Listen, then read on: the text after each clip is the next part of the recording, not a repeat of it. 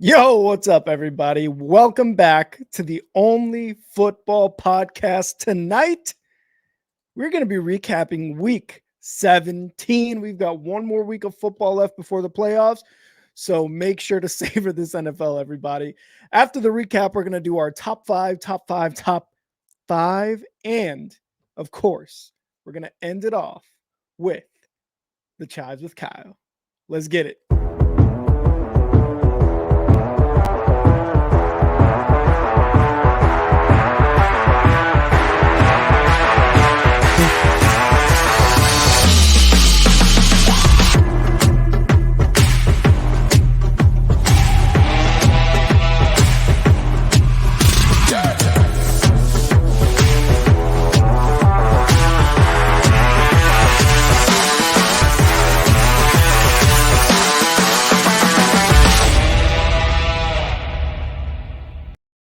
What is going on, ladies and gentlemen? Welcome to the Only Football Podcast. I'm Kyle, and that's Rick. I'm Rick, that's Kyle. Man, we had a lot of controversy this weekend. We had a couple different things. Some of it is coaching, some of it is players, some of it is, as always, the referees once again. And I would say in a lot of moments, looking back on it in hindsight, especially like the pass interference call on Surtain on the 2-point conversion week 2 against the Commanders in Denver doesn't matter anymore. But this one matters a lot. And it matters a lot because this isn't the Commanders and Broncos. This was the Lions and the Cowboys, two teams being really competitive in the NFC, trying to figure out where they're going to be seated. Dallas plays a lot better at home. The Lions play better at home. This is a very, very important game. And it turns out that the refs got this one wrong. And we're hearing different things now. We're hearing that this player did report. We heard now that Dan Campbell not only did he know that his player reported, but he told the referee pregame, hey, if we're in this situation and we go for 2 for the win, this is what we're going to do, this player. So he already he already did everything on his end. So you get that information, and now they're saying, hey, Roger Goodell, through one of the laws, has the ability to overturn a game. He has the jurisdiction to Jurisdiction. I can't say jewelry or anything that makes me weird. But we're hearing all this stuff about that Roger can overturn this, and I'm looking at it like, he, of course, if that was going to happen, it would have happened already. So I don't think it's going to happen. But I mean, what do you even do at this? And do you think that, first off, let's just rewind a little bit. Did you see the call and did you see the whole thing and how it was set up? And what did you think? So I did see kind of what I saw what happened. I more or less, I didn't really watch the game. I kind of saw the beginning of it. Didn't really watch it too much after that. And what I did first was when that call happened, I was like hearing a bunch of people talk about it. What's his name? Whatever his name is. Pat McAfee. I saw a couple of people talk about it. Then I saw what happened, right? And the thing is, like, they both went up there. Skipper and Decker, I believe, right? Both of the guys that went up there. They both went up there. The thing was that Dan Campbell talked to the refs, said, hey, when this happens, only one guy is reporting. 2 guys are going to come up to you, but that's the deception of what I'm trying to accomplish, right? And regardless, the ref has to go up there, tell the defense this guy's eligible in the tackle position, which Decker was in, I believe. And this is 100% on the refs, because if you have 2 guys up there, and the ref runs away as the other guy just gets there, and you as the head ref, the white cap, is confused, you got to give it a second, clarify, understand what the play is or what's going on with these 2 guys that are coming up to you, and then tell the defense, communicate to the defense, this guy is checking in as eligible. So when we talk about how how it's the ref's fault and how some people are saying, no, it's Dan Campbell, and how confusing he made the play or how confusing he made it to the refs, the ref at the end of the day cannot be confused. He's the white cap head ref for a reason, because that's the guy who is going to be the least, if not at all, confused. That's what the ref fucked up in. He was confused. That's not what you got to do as the head ref, man. I know it's a tight game. I know time is winding down. Regardless, you have got to be the point of clarification as to what is happening in this game for that call in this big time game situation. Right. You can't be the one who's confused. And yes, could Dan Campbell have done something a little less confusing? Maybe, but also the head ref. You're the guy who's supposed to know who's checking in for eligibility and who's not. Fucked up on the ref. So I don't know. I just think at the end of the day, it is the refs. Whether or not Roger Goodell wants to do something as crazy as or call it a Lions dub or whatever it may be.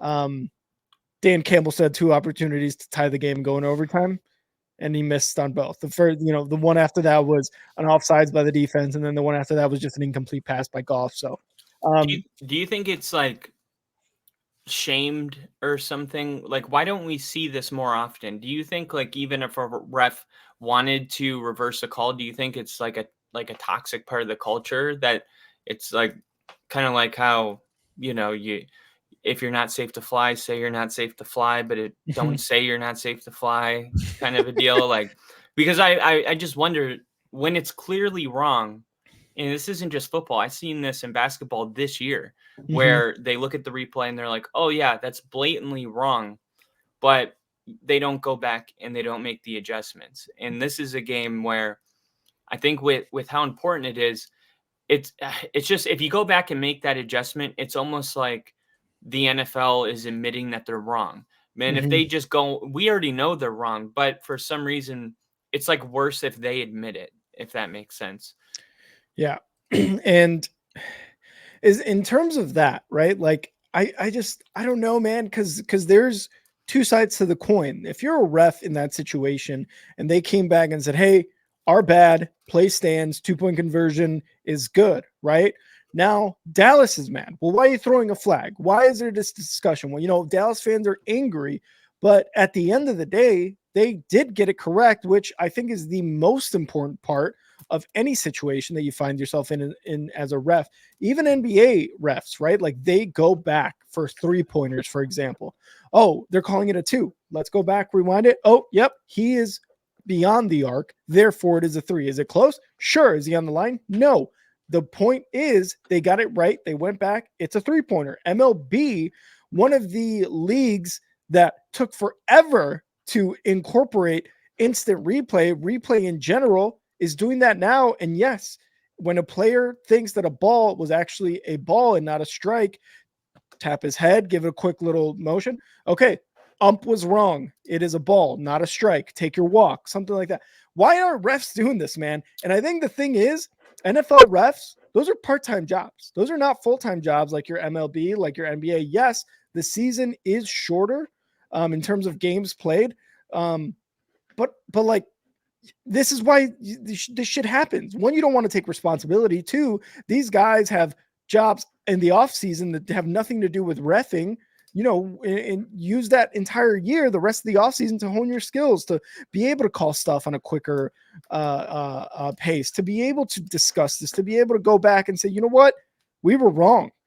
The NFL hates to do this, and more specifically, NFL refs hate to do this. And honestly, it's a shitty thing, because at the end of the day, you're giving the right call regardless of which fan base is mad at you. But you don't make the right call, the entire fucking NFL, in terms of fans and owners and this and that, they're going to be pissed at you, man. And they need to do better. Yeah, I couldn't have said it better. So going right into the game, I thought they played a really tough game. I thought the Lions looked really good. I knew that this was going to be a close game. Aiden Hutchinson was a big player in this. He had 3 sacks. But what I was really impressed with was Dak Prescott. He looked really good. He was just he's doing so much pre-snap. And don't blow this out of proportion, and please don't clip this and take it out of context. Clipping it. But Dak Prescott was the closest thing, like, pre-snap that I've seen since Peyton Manning. I mean, Oh. what he's doing at the line, the motion that he's doing, so he can say, okay, they're running, too high man, and then you motion a guy. All he's doing is gathering information about the defense, and he collects so much data pre-snap. But by the time he snaps the ball, he knows exactly who's going to be where and who's going to be open based on the defense that they're in. Mm-hmm. And that's why rookies tend to struggle so much, is because they can't gather and collect as much information before the snap. So they're reacting. That's why older quarterbacks like Manning, when he was fucking old and couldn't move, he won games because of how smart he was. Mm-hmm. And I think we're seeing this shift with Dak right now, that maybe when he was younger, he relied a lot on his athleticism. And I think we've seen this from like Lamar Jackson when he was like, I'm not going to run anymore. Justin Fields, I'm not going to run anymore.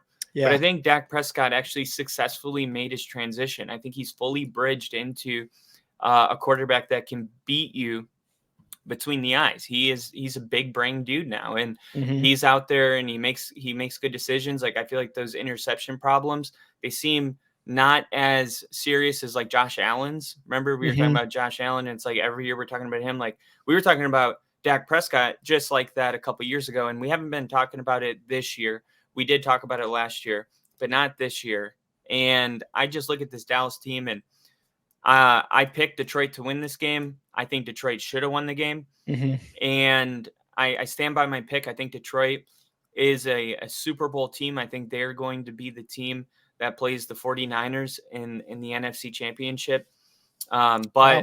if something goes this way again, then not. And that's the problem right now. We can only predict who we think will win, but it's Mm-hmm. gotten to a point now where it could be that the wrong team gets the W if just one call is off. And this year there's been a lot. So what I Mm-hmm. really am saying is I think it's a mystery of who's going to make it. It could be Philly when a call goes their way. It could be Dallas if a call goes their way. It could be Detroit. I feel the same way about all these teams. I picked Detroit as my favorite. I think Detroit played a great game, but it's anybody's guess who's going to make it to the NFC Championship. Yeah, 100%.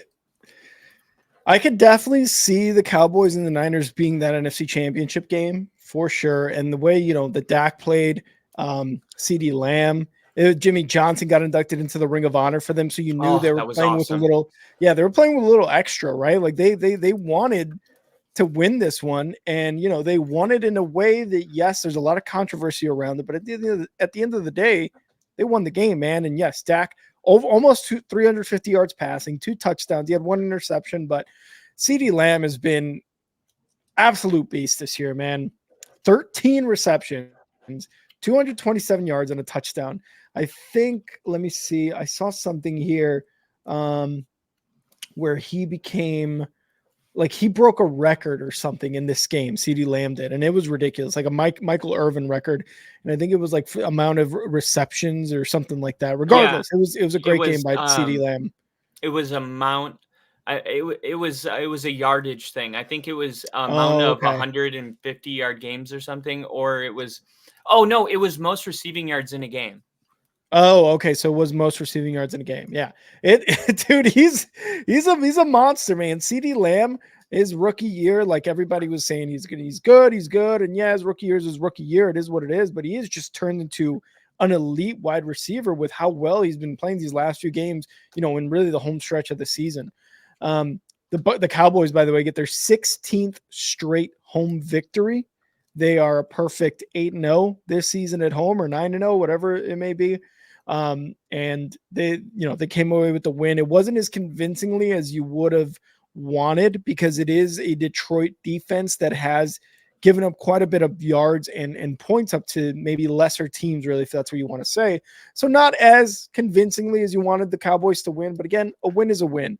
The Cowboys, on the other hand, Jared Goff was probably one of the big reasons why the Lions didn't win the game. I will say, obviously the call there at the end was huge, but Goff did have, I believe, 2 interceptions in this game. So he did have a couple turnovers in this game, if I'm not mistaken. And he did get the ball to St. Brown. And of course, the whole 2-point conversion controversy really just kind of brings I feel like it brought all of Detroit down, man. All of the Detroit fans and really that entire franchise is just like, what the fuck? Right? Like this happens to us every year or something, right? Like you had a field goal last year or 2 years ago before that took away a win. They haven't won the division in so long. Last year, right? Like they were on a streak. Like this happens to the Lions so often that I feel like all the time. Lions fans are just getting used to it. But good game by both of these teams. Obviously, both are going to be in the division, but someone had to win. Someone had to win, and it was the Cowboys at the end of the day. Yeah, and I wouldn't be surprised if we see this game in a couple weeks. Yeah, and a quick shout out to everybody in the chat. Andy, Bill, Liam, I see all your guys' comments. Thank you guys for tuning in. Absolutely. All right, so going into a game that I'm not excited to talk about, and I knew we were going to have to talk about it. I guess the only good thing I can say about this game is that Miami got beat, similar to how we got beat. Yep. And I guess what goes around comes around. And if that is true, then Baltimore's going to get beat bad in the playoffs. And that's what's going to happen, ladies and gentlemen. Baltimore is winning football games, yes, but they will not be able to win these playoff games. I'm telling you, do not have faith in a quarterback with one playoff win. Have faith in Josh Allen. Jump on that bandwagon. Josh Allen is gonna be a real dog. But okay, in all reality, the Ravens are playing good football right now. Miami Dolphins came in and they got just totally dismantled. It was a road game. It was not their best game. I did say Miami would need to play their best game in order to win this game. That wasn't even close to what happened. And Lamar Jackson looks like this year's most valuable player. And I think I won't say he secured it, but it's 95% secured for Lamar. Dak had something to say about that on Saturday night, but Lamar, man, this was a huge, huge win, and he just looks so much better. He looks like he's playing quarterback at a higher level than anybody in the NFL this year, maybe Dak, but that's definitely and you could say, like, what about Brock? I've watched Brock. I'm a Brock fan. I love Brock. He's not a system quarterback. He is a great quarterback. I don't care what you want to call him, but he's not Lamar, and he's not playing the kind of football Lamar is. Lamar's playing at a higher level than everybody. And that's why the Ravens are in this position. Yeah, dude, the Ravens were this game was absolute domination. That's what it was. The first quarter was a game, and then the second, third, and fourth quarter was nothing. It was just the Ravens scoring touchdowns. That's all it was. So I was right about that because I said I think Baltimore gets up out to a 21-point lead, but Miami comes back. So I was halfway right. You were definitely right in the other sense. Like, yeah, it was close. First quarter was close, but the Miami Dolphins only put up 9 points in the last 3 quarters of this game. So it was just domination, man. Absolute domination. Okay. And dog shit by the Dolphins. 56-19. I had this being a 9-point game, a 2-score game, and this was a fucking 6-score game is what it was, 56-19. With this win, the Ravens secured the AFC North, and they haven't done so since 2019. And Kyle, what else happened in 2019 that involved the Ravens? Do you remember? Do you remember what right else before happened? COVID? Do you remember? Yeah, they 2019. Yeah, 2019. Lamar Jackson won the MVP award for the first time in his career. Okay, that's what happened for them. And so, and on a day that they hadn't, it would have just taken me a couple more minutes. On a day that they are able to do this for the first time since 2019, Lamar Jackson has an MVP type game. He threw for 5 touchdowns, 321 pass yards, a perfect passer rating, and even rushed. He even rushed a little bit, 35 yards. No big deal. He used his legs. Got it to Zay Flowers a ton, 106 receiving yards and a score for Zay Flowers. The Ravens defense has been amazing. They sacked Tua 3 times, intercepted him twice. And the Ravens haven't lost since mid-November, since they lost to the Browns on the 12th or something. They've 'Cause won they're dog 6 shit. weeks straight because they're dogs. That's exactly right, because they're dog shit. They haven't lost since then. So this Ravens team, like you said, is playing out of their minds. Lamar's playing out of his mind. And I heard something, and maybe you might agree with this, Kyle, and maybe some people may agree or disagree. This person on a podcast said the MVP seems to be who the best quarterback is on the best team with the best record, and whoever gets the number one seed regarding in which conference. So the MVP doesn't matter until the last 4 or 5 weeks of the season, and you've got to be on the best team with the number one seed and the best conference, this and that. What do you think about that? Do you think that's somewhat true, or do you know? Yeah, I do. And it's because quarterback is the most important position in football. Yes. And if you are on the most successful team, then it just makes sense that the most important position is the reason you're in position to be on this most successful team. So yeah, I don't think it's always wrong. I would say that's like 80%. Like there are other years where I don't think Aaron Rodgers the Green Bay was a number one seed. There's years. Those like weird years or whatever. Yeah. And I'm sure they're sprinkled in there.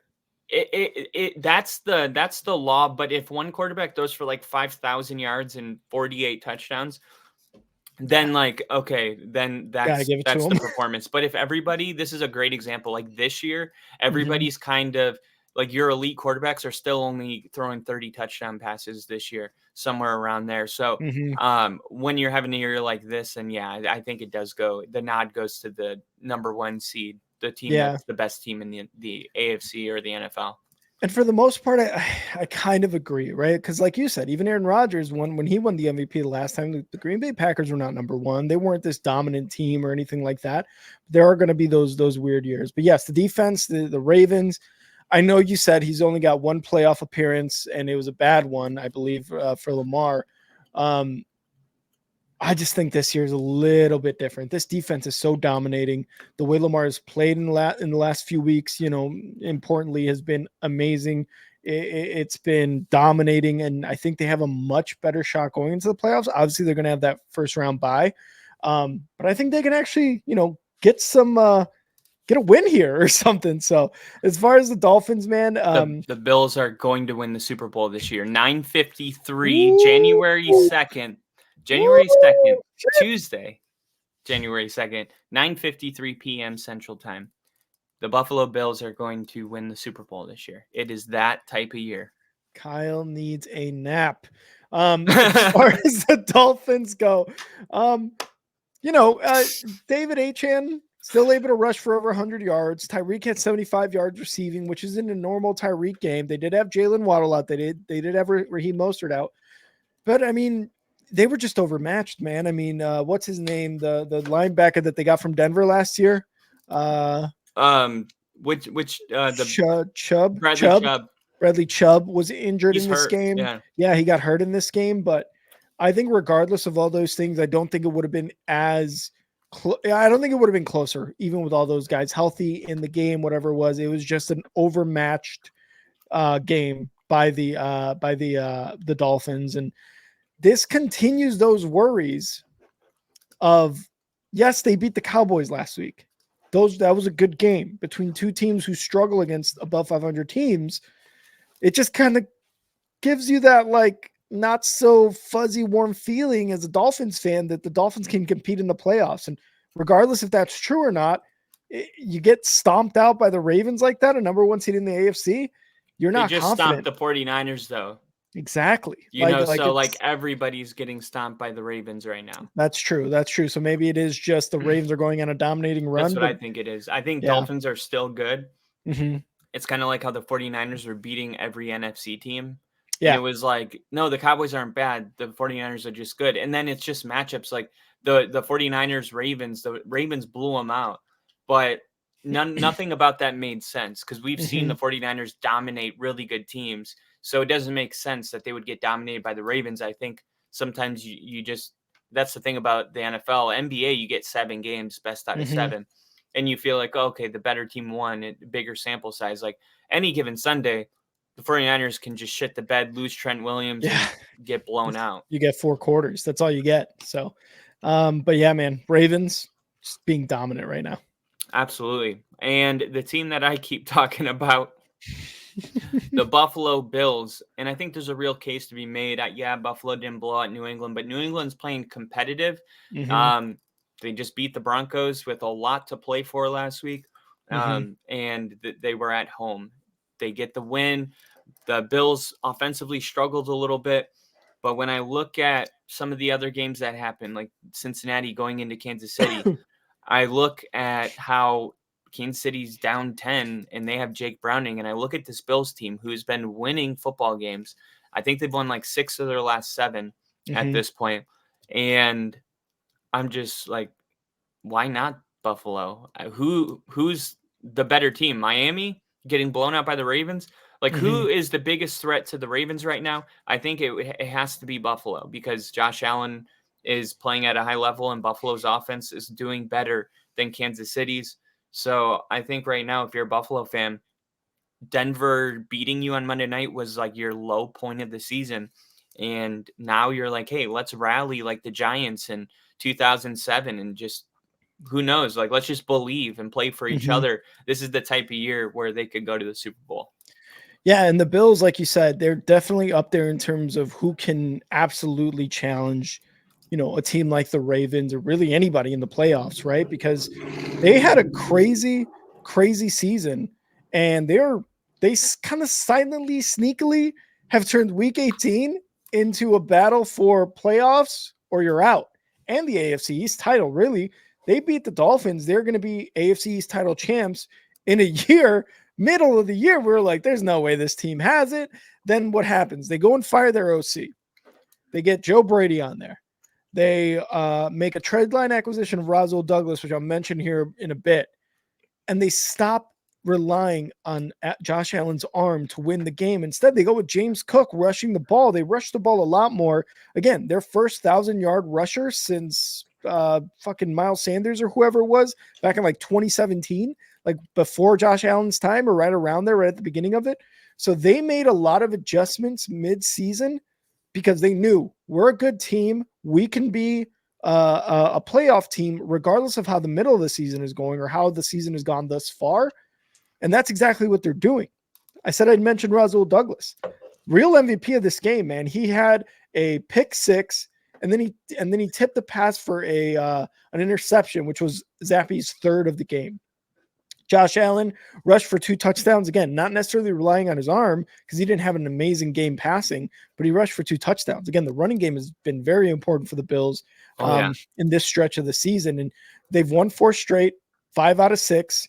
And like you said, they're going to be very, very much into the playoffs as a team that in the middle of the season, you were looking at them, you're like, all right, they ain't going to do shit this year. It's oh shit, we got to play the Bills. Like that's kind of what they're turning into and what they are. Then as far as the Patriots, I don't know what you kind of expected, even though this was a close game, 27-21. But they struggled from the get-go. They started with only 2 first downs in their first 6 possession. And then, they made it a game late when Zeke rushed for a touchdown to pull them within the 6 points that they lost by. Then their next possession, they get a 3 and out, never got the ball back after that. It was just offensively, again, nothing that the Patriots could do against this Bills team that are playing much better. Yeah, perfectly said. And with the Patriots, we definitely know what they are. And here's a team. Sorry, Andy. Here's a team that I'm going to say don't know who they are. And these are your Chicago Bears. Justin Fields thrived in this game. He made the Bears offseason decision even more fascinating because the Bears are doing really well right now offensively. So with the pick that they're going to have, and their pick's not so great anymore. I mean, it's still good, but they have the Panthers pick, and the Panthers haven't turned anything around. So nope, they clinched the number 1, baby. They clinched the number 1, and you look at this Bears team, and I'm gonna be that fan or that friend that is just like, I'm telling you, do not tear this down. Do not tear it down. How long have you waited for something good? Just because all that bad stuff happened doesn't mean Mhm. that now that good stuff's happening that you have to punish them for what had happened. Mhm. What is going to happen is what we are seeing. And we're living in a time where the Bears have won, what, 4 of their last 5? Mhm. And their defense is holding opponents, and Justin Fields is carving up a pretty good Atlanta secondary. I Mhm. mean, what's your takeaway? It seems like every week, dude, it just seems like, what do we do here, right? But the Bears have been so much better in these last few weeks. And again, I always go back to what happens if they win those close games that they were leading by? Are they in the playoffs? Are they a 6 seed? Are they a 7 seed? Can they even compete for the division title, right?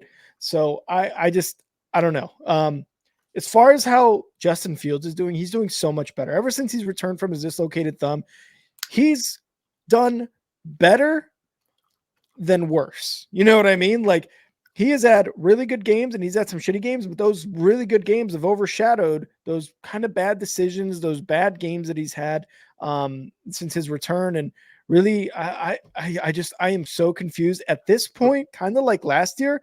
I'm letting Ryan Poles make the decision making at this point, because what happens, right? We have the number 1 pick.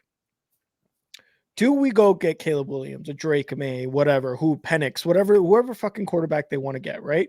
Um, and then if that fails and we trade away Justin Fields, right? And then if that area fails, we're giving shit to Poles. We're giving shit to Eberflus. Why couldn't you develop a quarterback? This and that, blah, blah, blah.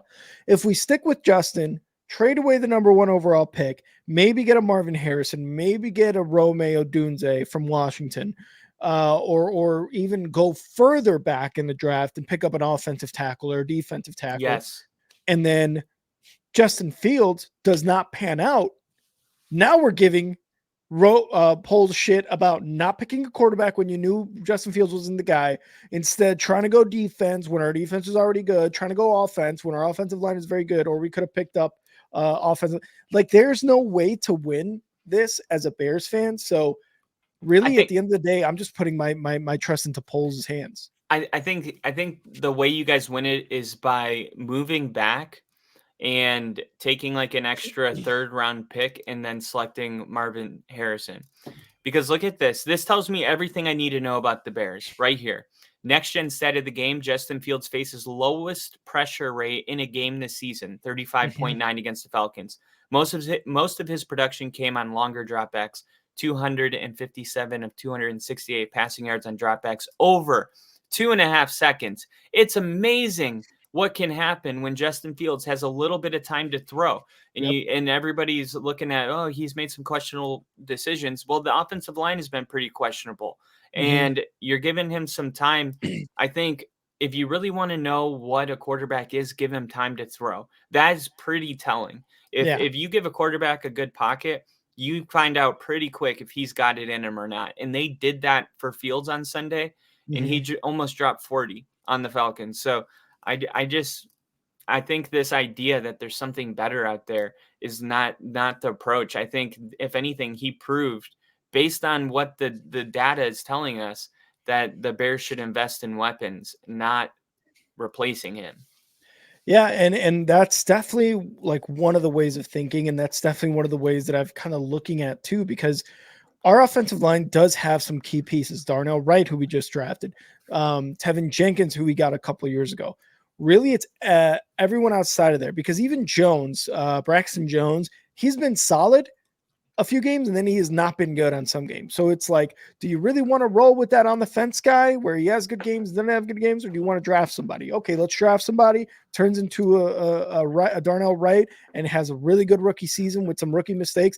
But overall, you think he's going to be one of those cornerstones of that offensive line. And yeah, you're right.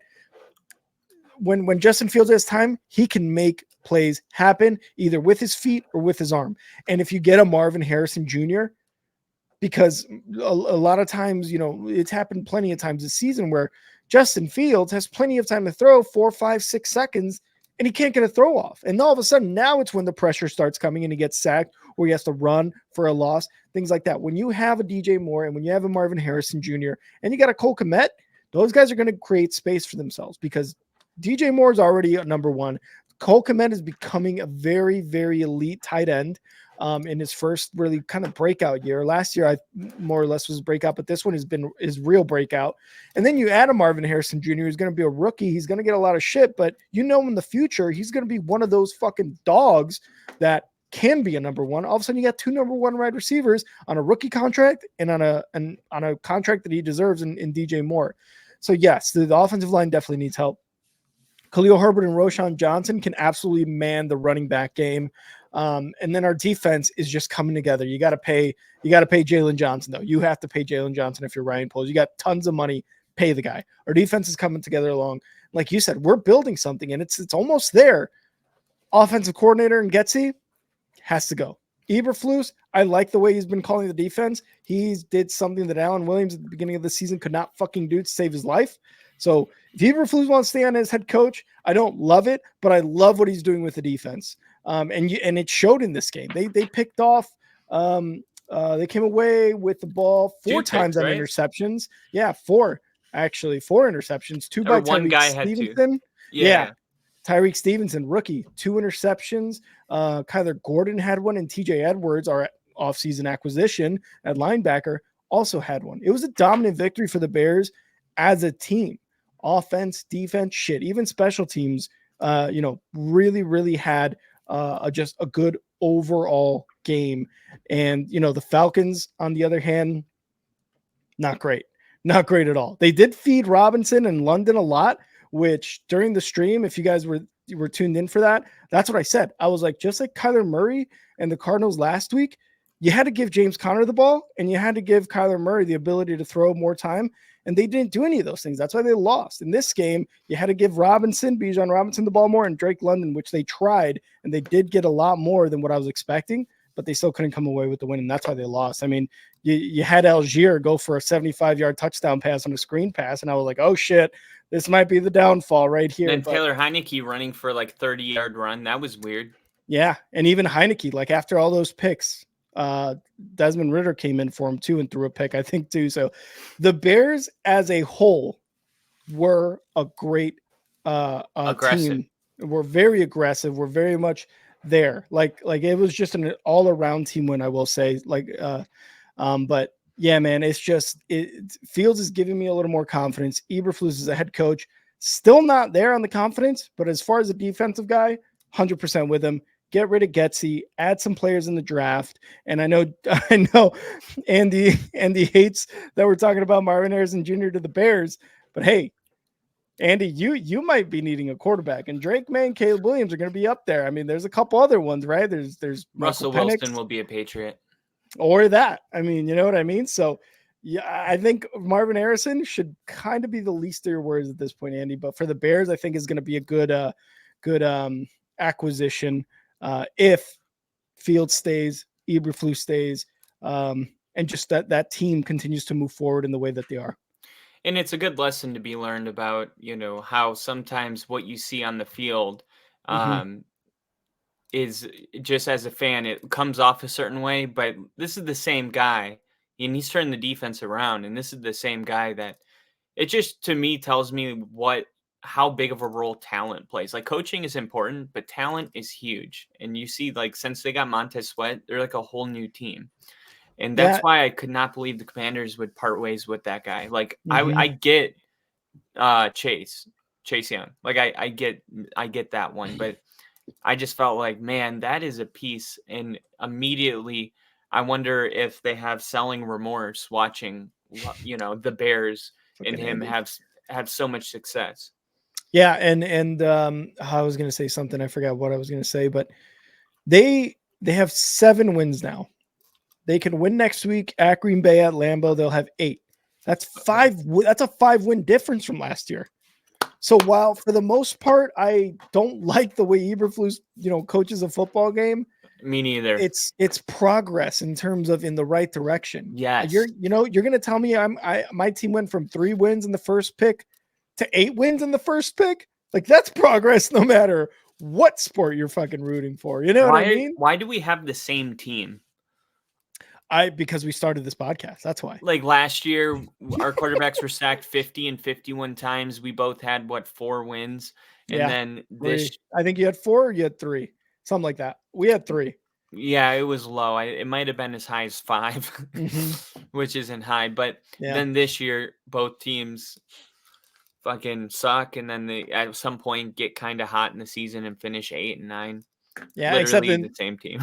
I was gonna say, except in this case, it's like the coaching is the big question mark for me versus you. It's more like The skill position quarterback. players, the quarterback, and Jerry Judy to an Yeah. extent, right? So like some skill position players for Would sure. you give up?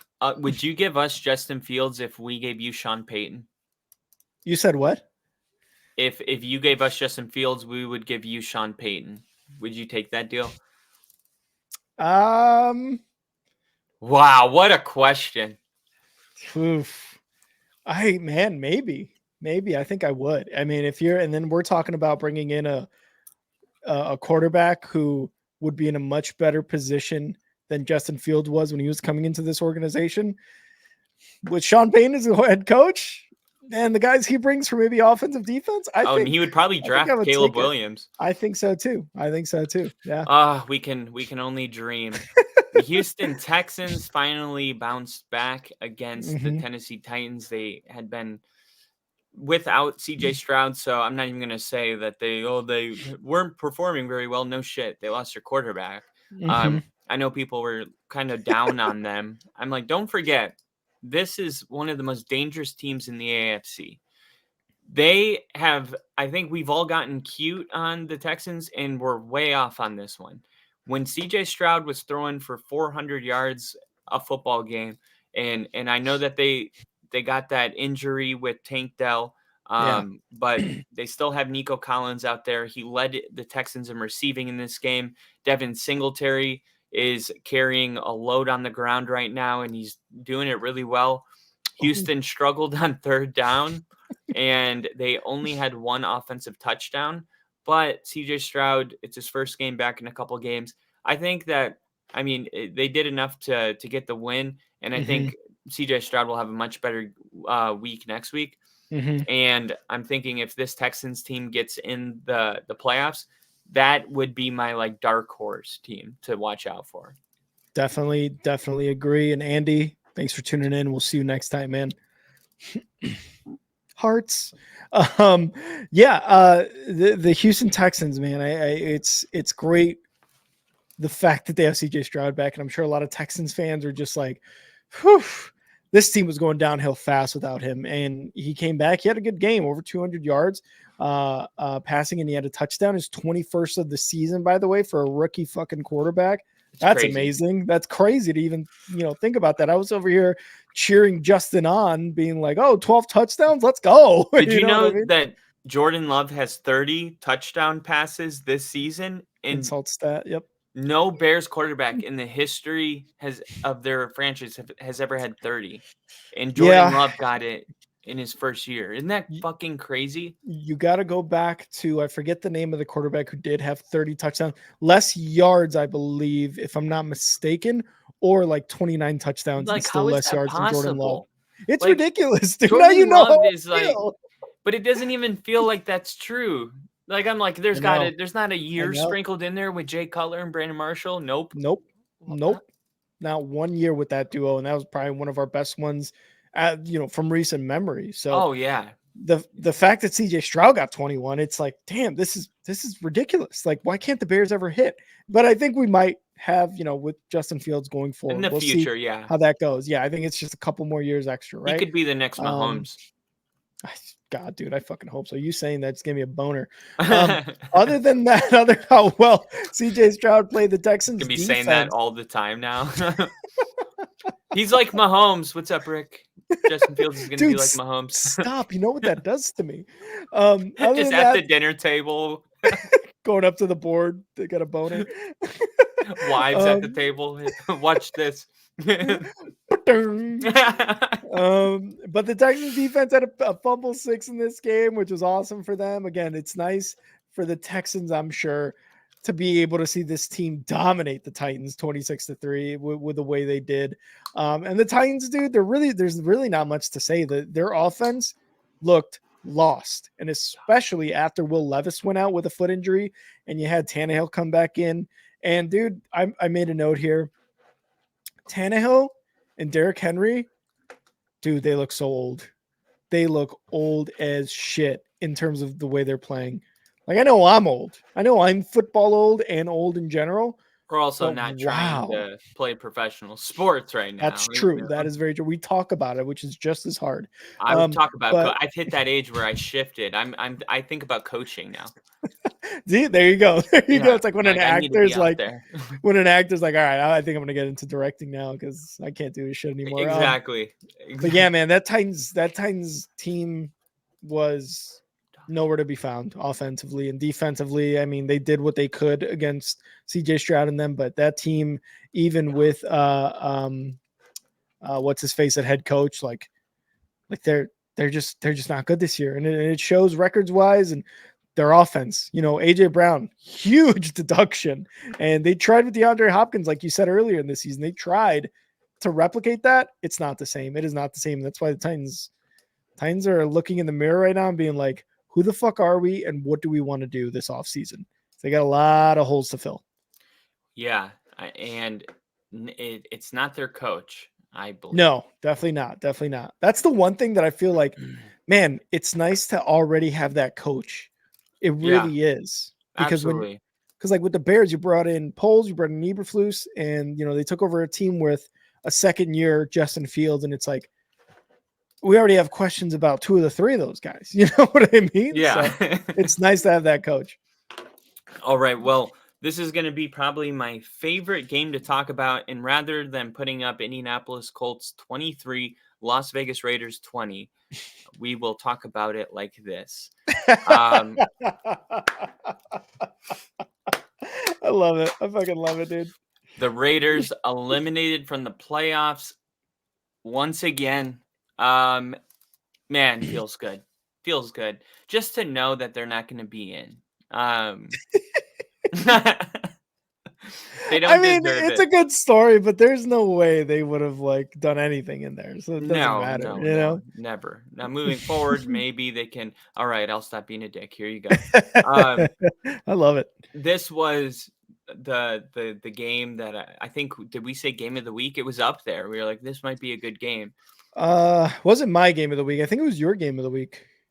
Yeah, or I mean, I think something. It was something like this. You said it was important. Yeah. Teams.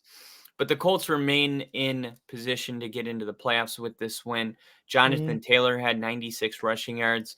Gardner Minshew is leading this offense. He didn't have to do that much. He only was 15 for 23 for 224 yards and 1 touchdown.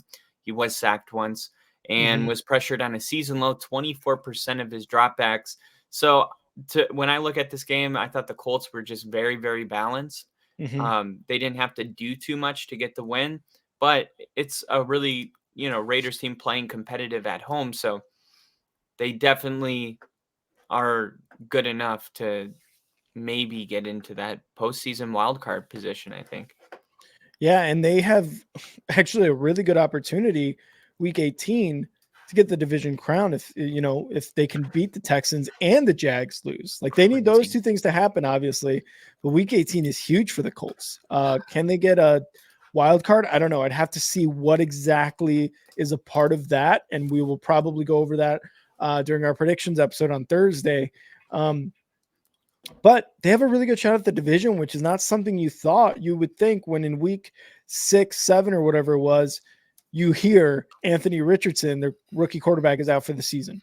You don't think that. You don't think, oh, they have actually a shot for the division in week 18. No, you're thinking maybe a 7 seed, right? Maybe a playoff. But Houston's playing so much better. So why are they even in the contention? Yeah, the Colts are in contention right now. And they could beat Houston, and they just need the Jags to lose to get that spot in terms of the division. You talked about what Jonathan Taylor did with his rushing stats and the touchdown. Gardner Minshew threw for a touchdown, a 58-yarder to Alec Pierce. And what this defense was able to do is basically get the Raiders, shut them down, when it mattered the most, because Hey, Aiden O'Connell, he had almost 300 yards, 2 of those touchdowns, both of them to Devontae Adams. They played a lot better offensively than they did last week when they could not complete a fucking pass after the first quarter. So they played really well. But this loss, like you said, knocks them out of contention for the playoffs. And like I said, I don't know if they would have gone far.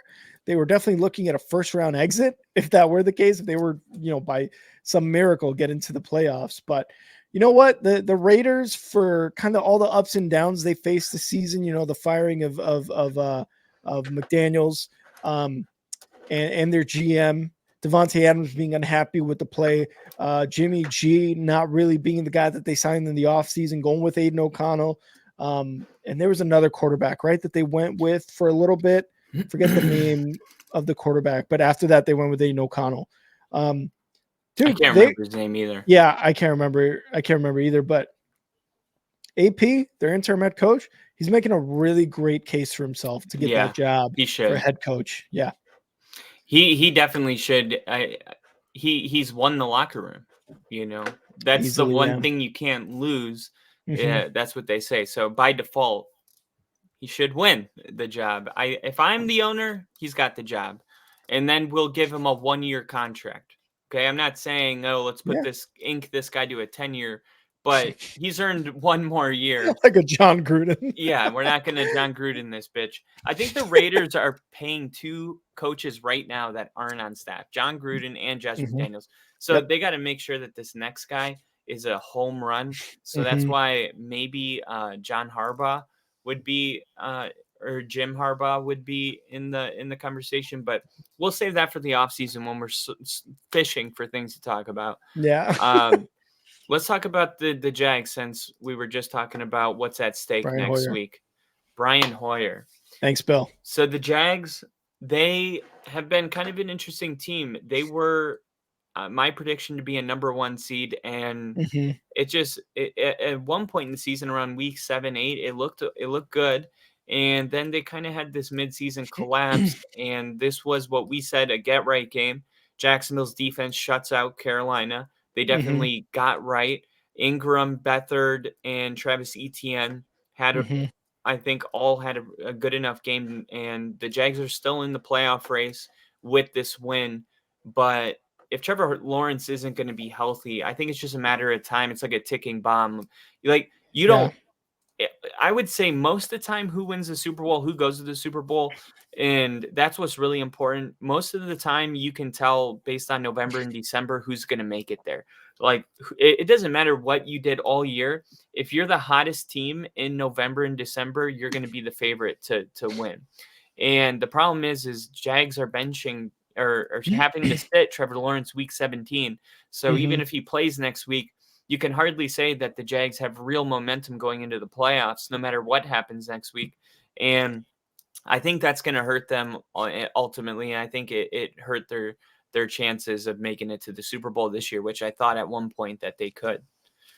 Yeah, and we mentioned about the Colts game next week because the Colts beat the Jags next week. That could, or I'm sorry, if the Jags lose next week and the Colts win, that's it for the division, right? So I mentioned that, and the Jags are in prime position to still get the division. But like Kyle said, with Trevor Lawrence being out, and it's kind of like finally they took him out for a bit and put in CJ Beathard, because they ended their four-game losing streak, and that was with Trevor Lawrence in those games, trying to overcompensate for whatever injury he had sustained, right? So CJ Beathard played a decent game, and they were lucky enough to play the Panthers in a Week 17 match because the Panthers are dog shit, and they played a dog shit team, and they dominated 26-0. CJ Beathard threw for, I believe, it was 178 pass yards, but like Kyle said, Travis Etienne and McManus, the kicker, were the offense.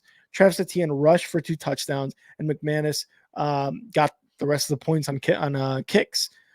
So it was really mostly those 2 guys on the offensive side for the Jags that really got the job done. And again, CJ Beathard kind of came in, did a game managing role, and was able to manage them into a win, which is all you could ask for. But if the Jags are able to get into the playoffs, I think next week, man, I don't know how important this game is to them, if they can still somehow make a wild card. But with Trevor Lawrence playing the way he had been for the last few games, and CJ Beathard and Travis Etienne doing what they were able to do, and the defense coming up is going to be coming off a very, very dominating win. It kind of boosts morale there. I think you go with CJ Beathard instead of Trevor Lawrence in Week 18. Again, depending on can they still make it to the playoffs, and how is Trevor Lawrence doing? How is his recovery process doing? But I think with CJ Beathard in and how Travis Etienne played against this team against the Panthers, I think this might be a formula for success for the Jags, where you don't necessarily need stellar quarterback play. You just need Travis Etienne to rush the ball, run the ball, because he is a first-round pick, and he has proven this season that he's a very damn good running back. And you need some well-timed field goals there to win games, which is exactly what the Jaguars did to this. And I mean, I think the story for the Panthers part is David Tepper throwing his drink at a Jags fan. That's how dominating. Yeah, that's how dominating the Jags were against the Panthers. David Tepper in his suite in Jacksonville. There's a video of him being so mad with a fan that he grabs his drink from his suite and tosses it at him outside of his suite. Wait, he was ridiculous. So mad he did that? I don't know if the Jags fan was talking shit, saying something. It must have been something he said. But David Tepper, owner of the Panthers, threw his drink out to that person. Dude. And was fined $300,000 by the NFL. Dude, isn't that a ridiculous fine? Weird. Fines are so weird. Like, I guess should fines be proportionate to the income of a person? I think so. I guess, yeah, to a certain point until it's obnoxious. Like until it's like a billion. I mean, like, yeah. People do that shit all the time in the parking lot. And I get it. Like, he's the owner. He shouldn't do it. And he has to get fined. But holy shit, dude. That's a lot of money. $300,000. That's an expensive. He probably doesn't care, but that's so much money. I really hope that they donate this money. I think they do. And Bill says that he's worth $20.5 billion. That dude is rich. Walmart money, that's pennies compared to Walmart money. $300K, you're talking about. My owner's richer than your dad. The Jags, though, too, Bryce Young didn't get shit done, obviously, in this game, had an interception. And again, to credit the Jags defense, got sacked 6 times. So nice little morale boost for this Jags team. Nice little morale boost. And this isn't going to be a morale boost for our good friend William, aka Bill. Sorry that we're going to have to talk about this game. Puka Nacua, it might be one of the best receivers in the NFL. Like, he has quickly, because remember how high we were on Cooper Kupp? He is quickly, Cooper Kupp's still great. The only reason we're not talking about him as much is because of Puka Nacua. And he had an explosive, oh, that's hot, reception. After explosive reception, he's, I don't know what his average reception yard per reception is, but I bet it's in the 20s or high teens. Jalen Hyatt had 3 receptions for 25 yards. Little underperforming what we expected with that deep threat. And veteran Tyrod Taylor, he's Tyrod Taylor. I thought that he looked better than how people remembered him. But I always thought that Tyrod Taylor had a lot of football left in him, and I was really high on Tyrod Taylor. He did really, really well in Buffalo right before they got Josh Allen. And then in the Chargers, he had that neck thing, and he's kind of bounced around a little bit. But he's still, I just don't know why it took this long. Like, if I had Tyrod Taylor on my team, I would have probably had him over Daniel Jones on my depth chart. I still think Tyrod Taylor might be the best quarterback, but I think the perception is that he's not. This is a really good Rams team, and this Giants team almost won this game at home. And this was a game that when it was America's most bet on team was the Rams this week. And part of that is because the Rams are really hot with Matthew Stafford, and the offense is going really well, and Puka Nacua. But the other part of that was the Giants are not a good team this year. And boy, was everyone wrong about this game. And I mean, millions of dollars were saved because of the way this game ended. Mhm. But the Rams get the win ultimately. But I think the bigger thing is like maybe they should have gone with Tyrod Taylor a little bit earlier this season. Yeah, because he kind of balled in this game, man. He had over 300 yards of passing. He had 319 pass yards, 1 touchdown, 1 interception, and rushed for 40 yards. He was one of the big reasons that the Giants were in it, right? I mean, obviously, they had a punt return touchdown with just a little over 3 minutes left, in the game, and that's kind of when they went for 2. And for as well as Tyrod played the game, he missed a wide open Saquon in that 2-point conversion to win it. So you can blame Tyrod for missing it. You can blame Brian Daboll for wanting to go for it instead of tying it and going in overtime. There's over 3 minutes left, right? Like you would expect to have that ball back, and it just was not the case. But Tyrod Taylor, like you said, may have been the better choice. Obviously, he got hurt too. And like Crafty said, he has trouble doing so. He's just had a career in which injuries just have completely wiped him off the face of quarterback earth. You know what I mean? And it sucks because he has games like this, and he had games like earlier in the season against the Bills where you're just like, man, this guy can maybe win some football games. It's just a question of how healthy is he and can he stay that way. As far as the Rams, Matthew Stafford didn't have an amazing game. He did not. I mean, he had 2 interceptions, but the Rams as a whole offense had over 400 yards of offense, or almost 400 yards. Kyren Williams was the best player on this offense today. 3 touchdowns, only 87 yards rushing. Call that efficiency, right? And you're right about Nakua, man. 5 passes, 118 yards. And of course, Kupp had a touchdown. So they were, this offense was still very good.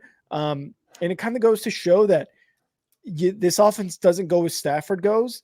It really is a combination of Stafford, Nakua, Kupp, and how well Kyren Williams can rush the ball. And again, he didn't surpass 100 yards rushing, but he got those 3 scores that are a huge help.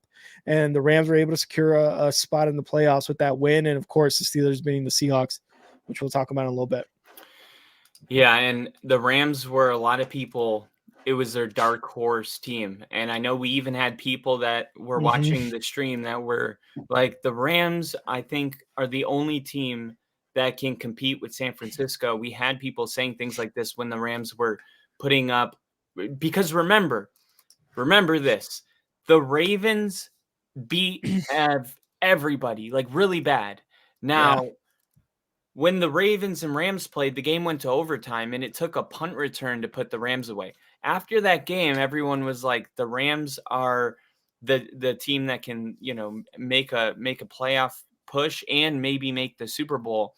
Now, because they played a Giants team that played really well at home, you're going to see people are more down on the Rams this week. And especially when it comes to betting and stuff, you're going to see, all of a sudden we're not so high on the Rams because it's all knee jerk. That's Spreads are going to dip. Yeah, and that's what I was just saying about the NFL. Like, it's just one game, but at any given Sunday, the Giants can beat the Rams. Even though the Rams almost beat the Ravens, it doesn't mean the Giants would play a close game with the Ravens if they played next week. It's just that's what's almost like impossible about the NFL is trying to figure out who is who and who's. And I think one thing I can say for sure, I know at times you thought the Giants maybe their head coach wasn't safe.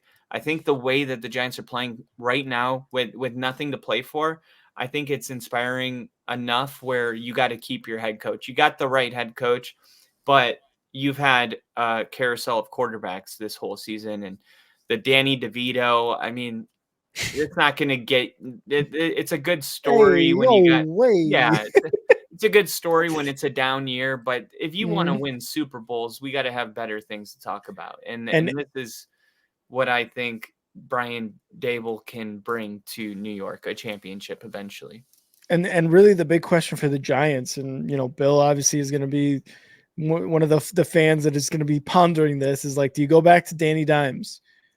Right? Like, I think you might have to, but also like the product he's put on the field hasn't been this amazing, like $40 million a year type quarterback product, right? But I think that's just a huge question, because look at what the Denver Broncos are doing with Russ. They paid him a ton of money, but you can always let go of money. Money's going to come back in the future, no matter what. It's about what kind of product you can put at the right time with the right coach, with the right weapons.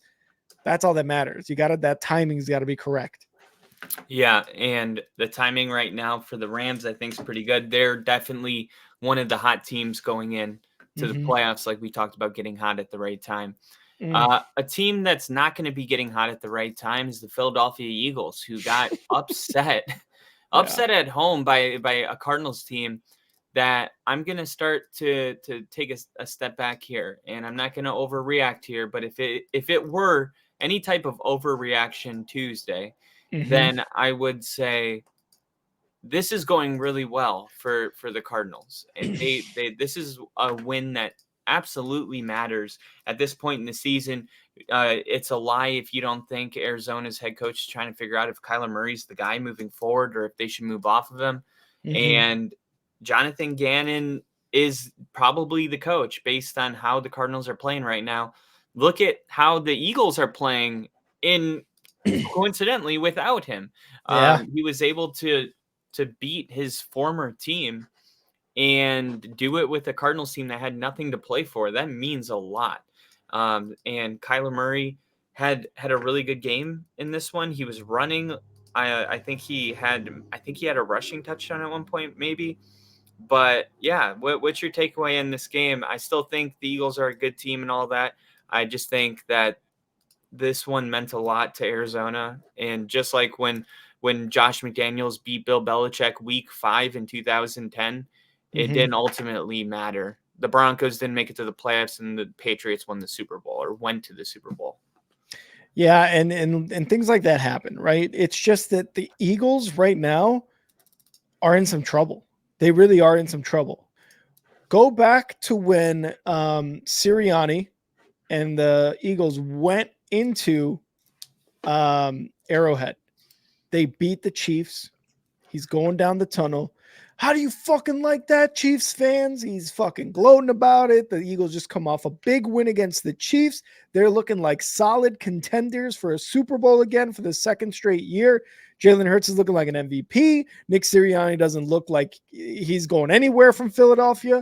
And you fast forward now, they're 2-4 since that time, since that win against the Chiefs. And they look bad, man. They led What goes around, Cardinals. goes around, Goes around, way back around. And that's exactly true, man. That is exactly true because they were up 15 going into halftime. The Cardinals were down 15 points.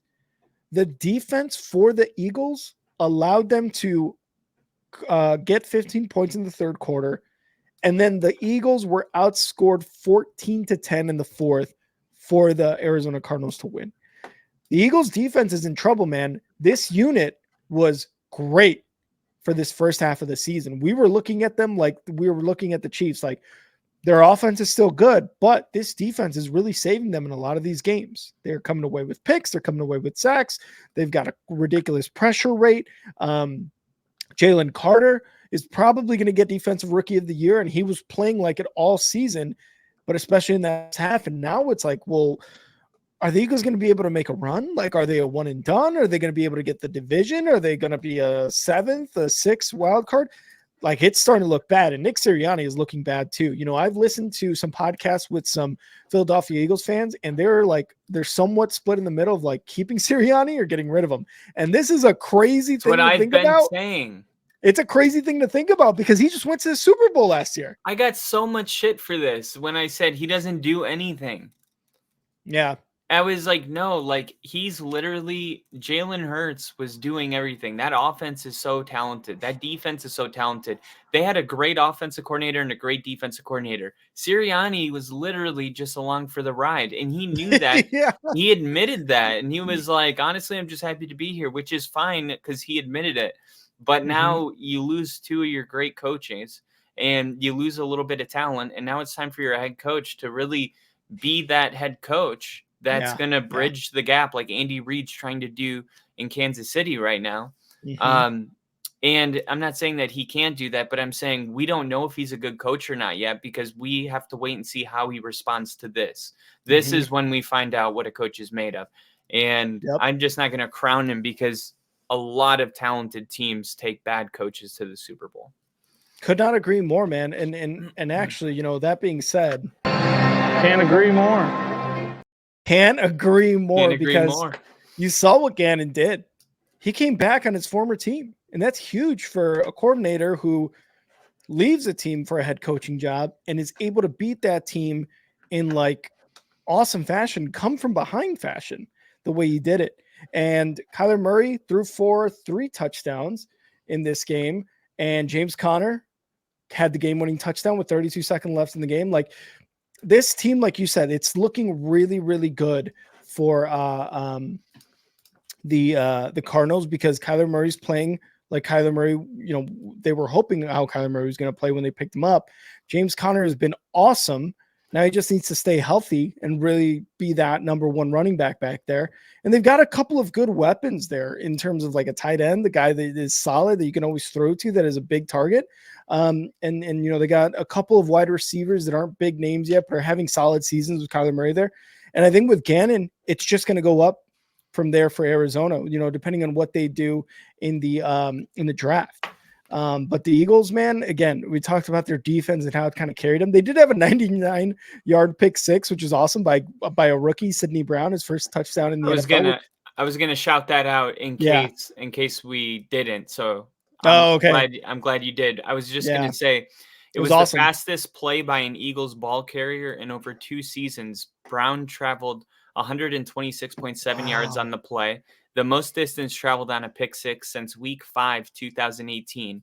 That was Marcus May, had a 140-yard interception return. But go ahead.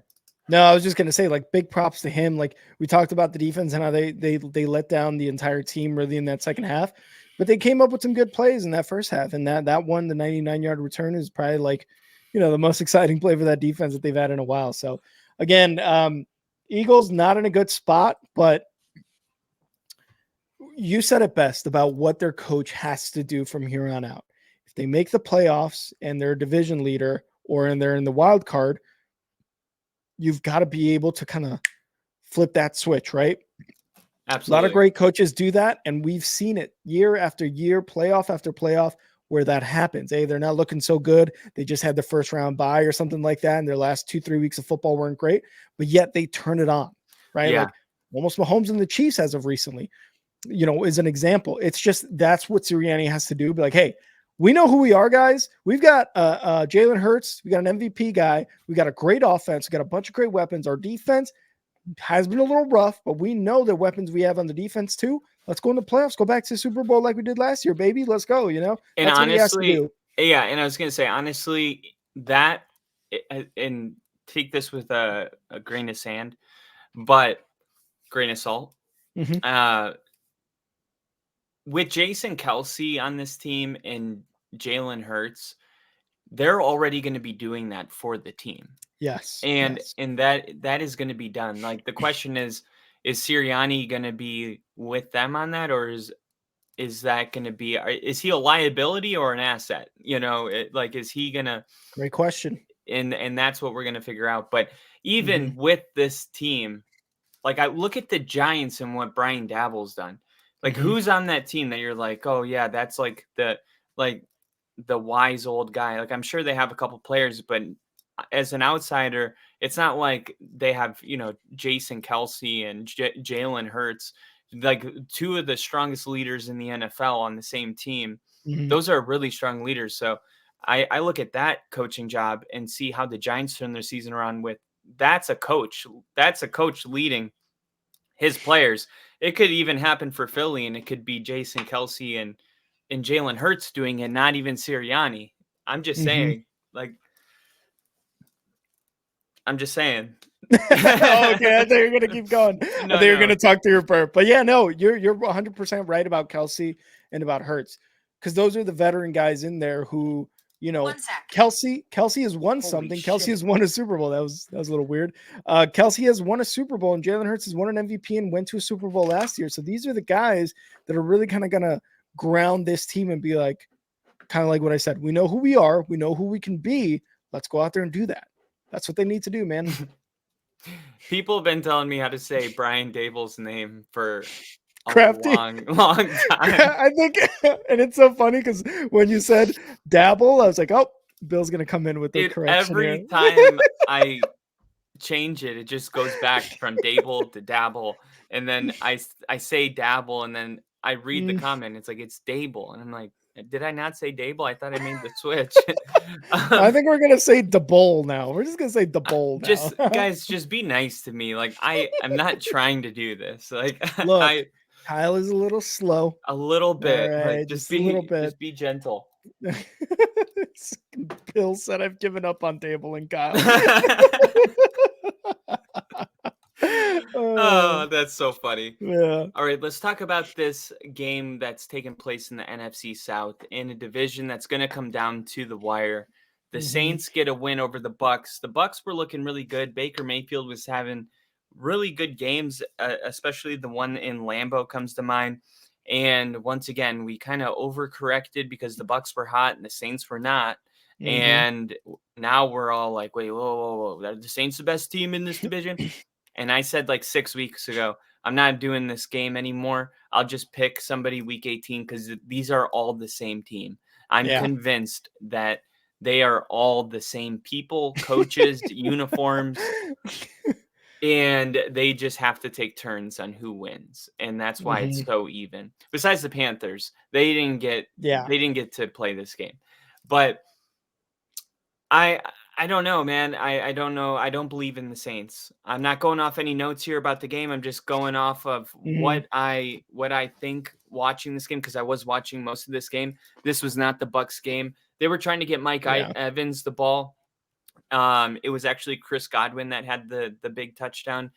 But you've seen when Mike Evans has a really great game, Baker Mayfield has a really great game. So when teams can take Mike Evans out of the game, you see the Bucks struggling more. And I think that's kind of what teams are trying to do right now to the Bucks, is just take Mike Evans out because he's so good. But I just don't believe in the Saints or Derek Carr. Yeah, and it's been hard all season to believe in those guys. You know, again, I was the one who said that they were going to win the division the minute they got Carr. And throughout the entire season, I've been like, can they even get into the playoffs and a wild card? Like, they don't look like that division winner at all. And really, you go down the line and, you know, you mentioned the Panthers and the Bucks and the Falcons. None of these teams look like they should earn, or they can earn, a division crown. Like, none of these teams look worthy of it, really. Like none of them. But someone's got to win. And unfortunately, you know, the Bucks, you know, they were riding a hot streak. They were looking good. We were talking about how Baker Mayfield was doing really, really well. And, you know, the Bucks might not even have a quarterback controversy or questions about it going into next year. But he had a bad game. And like you said, it's almost like Baker goes as Mike Evans goes. You know, Rashad White was nowhere to be found. They got some garbage time touchdowns there at the end and a couple field goals, which was really the only scoring they did. But also the Bucks turned the ball over 4 times versus the Saints 0. So that was a huge reason. Obviously, why this game. That's a huge reason why they were not able to get anything going in the first 3 quarters.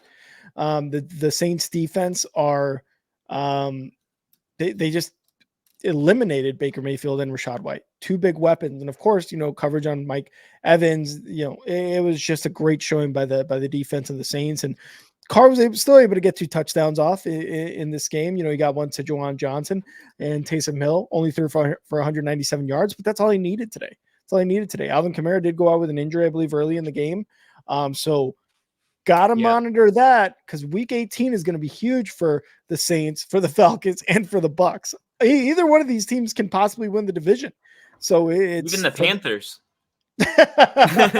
Even the fucking Panthers can win this.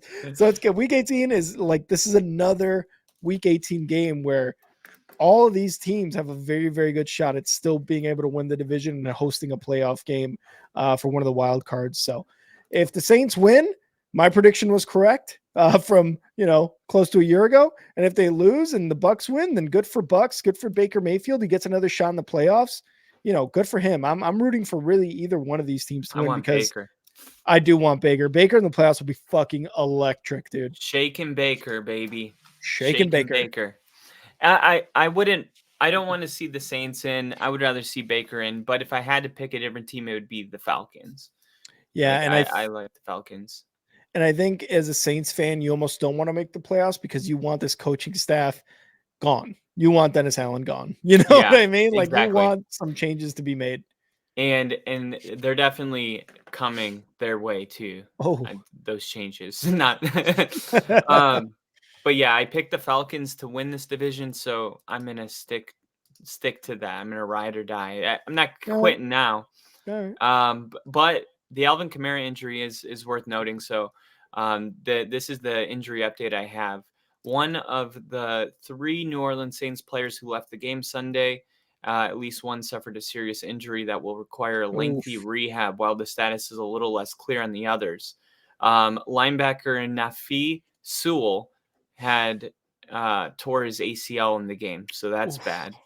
And then it's not very clear about Kamara, but this is what Dennis Allen said.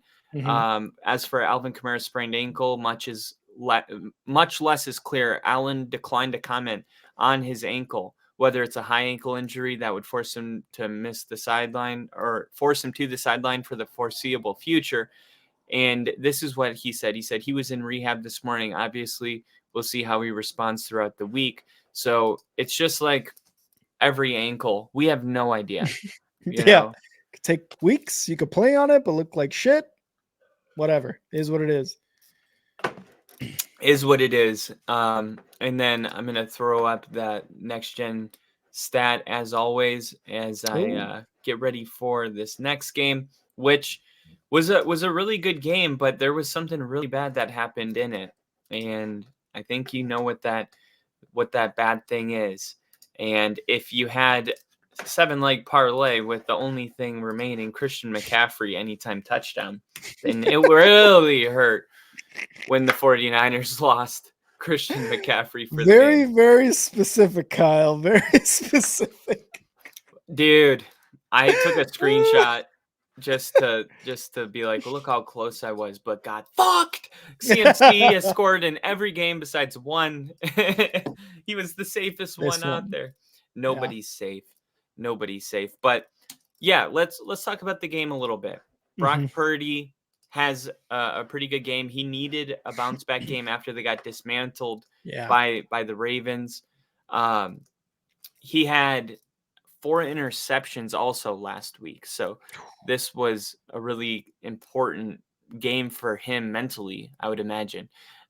He completed 22 for 28, 230 yards, 2 touchdowns, 124.7 passer rating with an efficient rushing attack at his side.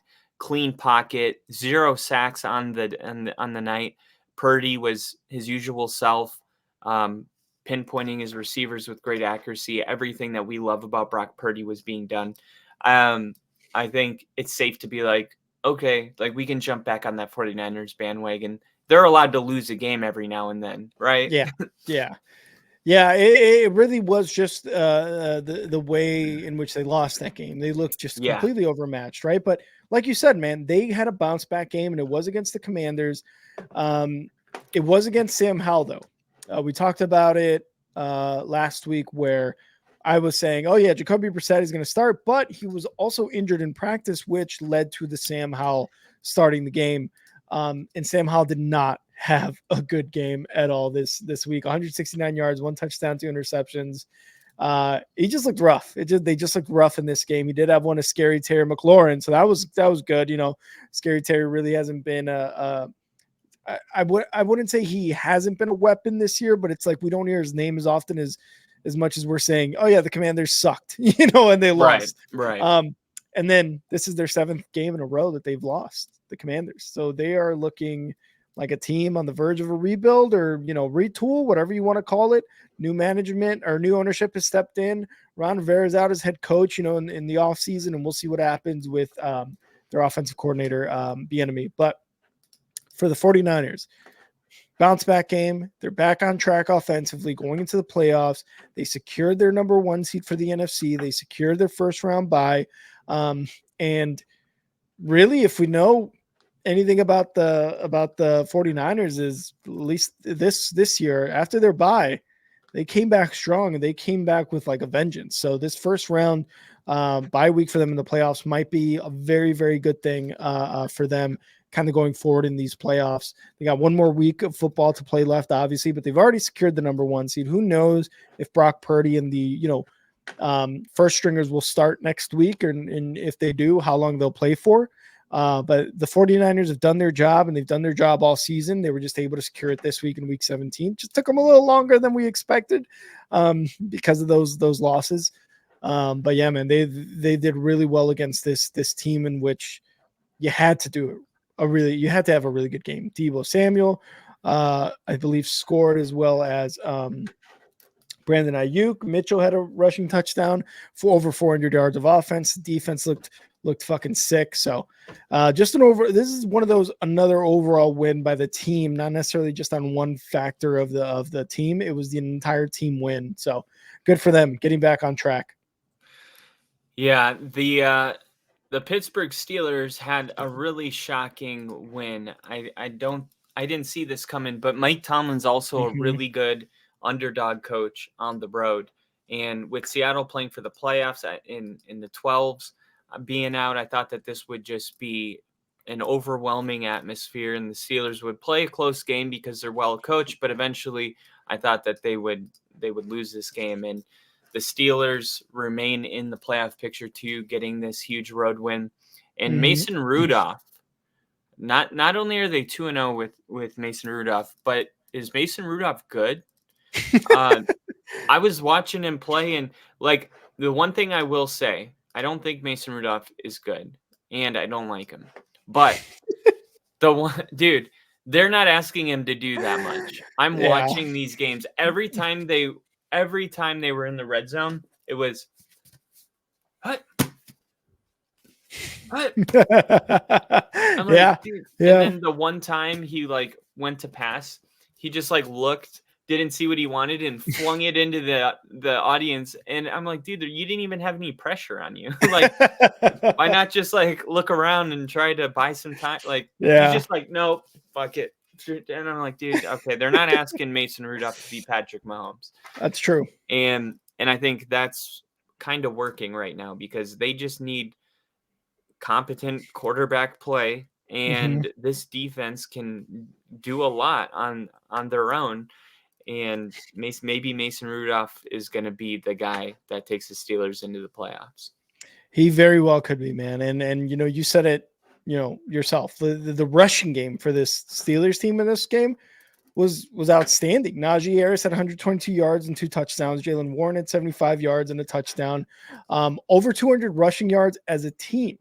It's just like, you get rid of Matt Canada and you kind of want to go with Kenny Pickett or Mitch Trubisky as, the quarterback, and you want to get the passing game going because your receivers, you got 2 talented running backs there the entire time, and they finally have like a breakout type of game, right? Over 200 yards rushing again and 3 touchdowns total for their running back duo there. So great on them to be able to, use the running game to their advantage against one of the worst rushing defenses in the league, in the Seahawks. Like, they knew exactly what they were going up against, and they knew that, like you said, they didn't really need Mason Rudolph to do much, although he did get it to George Pickens quite a bit. He had 131 receiving yards. So Mason Rudolph did enough. He got it to his weapons when he needed to, and the running game and, like you said, the defense kind of took over in this game. And Mike Tomlin will yet again have another winning season as the Steelers head coach. So good on him. Has not had a losing season his entire career. He got 9 games. 17 straight. 17 straight for Mike Tomlin. And, he's doing it with some very questionable quarterback play. And, he had to fire an offensive coordinator earlier this year too. So on the up and up for sure. As far as the Seahawks, man, they missed a great opportunity this week against the Pittsburgh Steelers. You can't necessarily expect to win these games against lesser teams, which in my opinion, even though they are the Steelers are in the AFC, what they've been doing, this year has been impressive, but also it's like the Seahawks, the way they beat the Cowboys, the way they beat the Eagles, the way they've beaten teams, it's like they could have definitely won this one, but their rushing defense was the reason they lost it. Let's see. Good offensive performance, but they were only able to score 3 field goals in the second half. completely disappointing after like the game they had against the Cowboys and the Eagles. Like you're like, okay, this offense is looking good, but with Geno, man, it's not looking great. Even though he did have 290 yards and a touchdown, they were locking that Seattle offense down. Other than DK Metcalf, nobody else had over 100 yards receiving, and the rushing game for Seattle wasn't great either. So they kind of just missed an opportunity to get this dub and to really kind of, get closer to a playoff scenario. And now going into week 18, man, the Seahawks are looking for some help as well as getting a dub because Rams are already in, 49ers already clinched. Like you're hoping a lot of things happen in week 18 for you to have a chance. And I was one of the people that really liked Seattle going to the playoffs again for the second straight year. But with the way they played against the Pittsburgh Steelers, you were hoping they would get another one of those opportunities where it's the last minute fucking Geno touchdown and they win. But unfortunately, they couldn't do that, man. So they're going to need a lot of help in week 18. And I don't know if they're going to get it. All right. Well,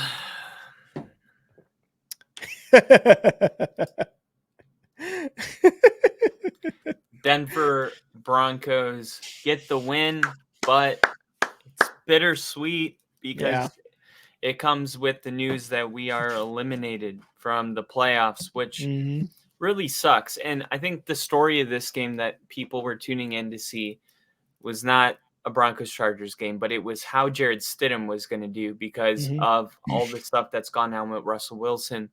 And I just wanted to say something really quick about all of that because it's very confrontational right now. And there's a lot of people that are Team Russ. And it's funny because these are the same people that recently were just trolling Russell Wilson all last season, making fun of him for this, making fun of him for that. So I wrote something that I wanted to share, and then I also wanted to talk about it briefly, and I'll clip it later for Broncos country and anyone else. But the world has been affected by the Russell Wilson benching. A hard line has been drawn with Russell Wilson fans on one side and Sean Payton fans on the other. I'm a diehard Denver Broncos fan, and this is where I stand. I feel bad for Rush. I know how much he wants to be here. He even said he wanted to be here after the benching. They did a press conference in the locker room. And he even said, he's like, I still want to be here and win championships. And then he said, if not here, somewhere else. But he still was including Denver in all that. I personally, if Russ isn't going to play for the Broncos, I wish him to have success wherever he goes if he moves on to another place. But here's the deal with the whole Russell Wilson thing. Sean Payton was hired to come fix the Denver Broncos. Now, when you really think about what that means, Sean Payton was hired by Greg Penner. And in that interview, even our general manager, George Payton, he wasn't even allowed in the room. And a lot of people said, whoa, maybe he's like treating him like the kid. Like the adults are talking, you know what I mean? Stay out of the room. And what Sean Payton really wanted was full power and control. And this Russell Wilson deal has gone so bad that everyone's saying George Payton's going to get fired. But here's the thing. He might not, because Sean knows that if he doesn't fire him, George knows that he owes Sean. So Sean would get more control because he would control George Payton as general manager.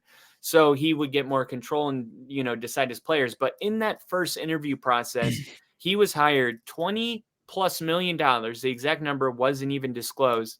Highest coach salary in the league to come fix the Denver Broncos. And you don't think they talked about Russell Wilson in this?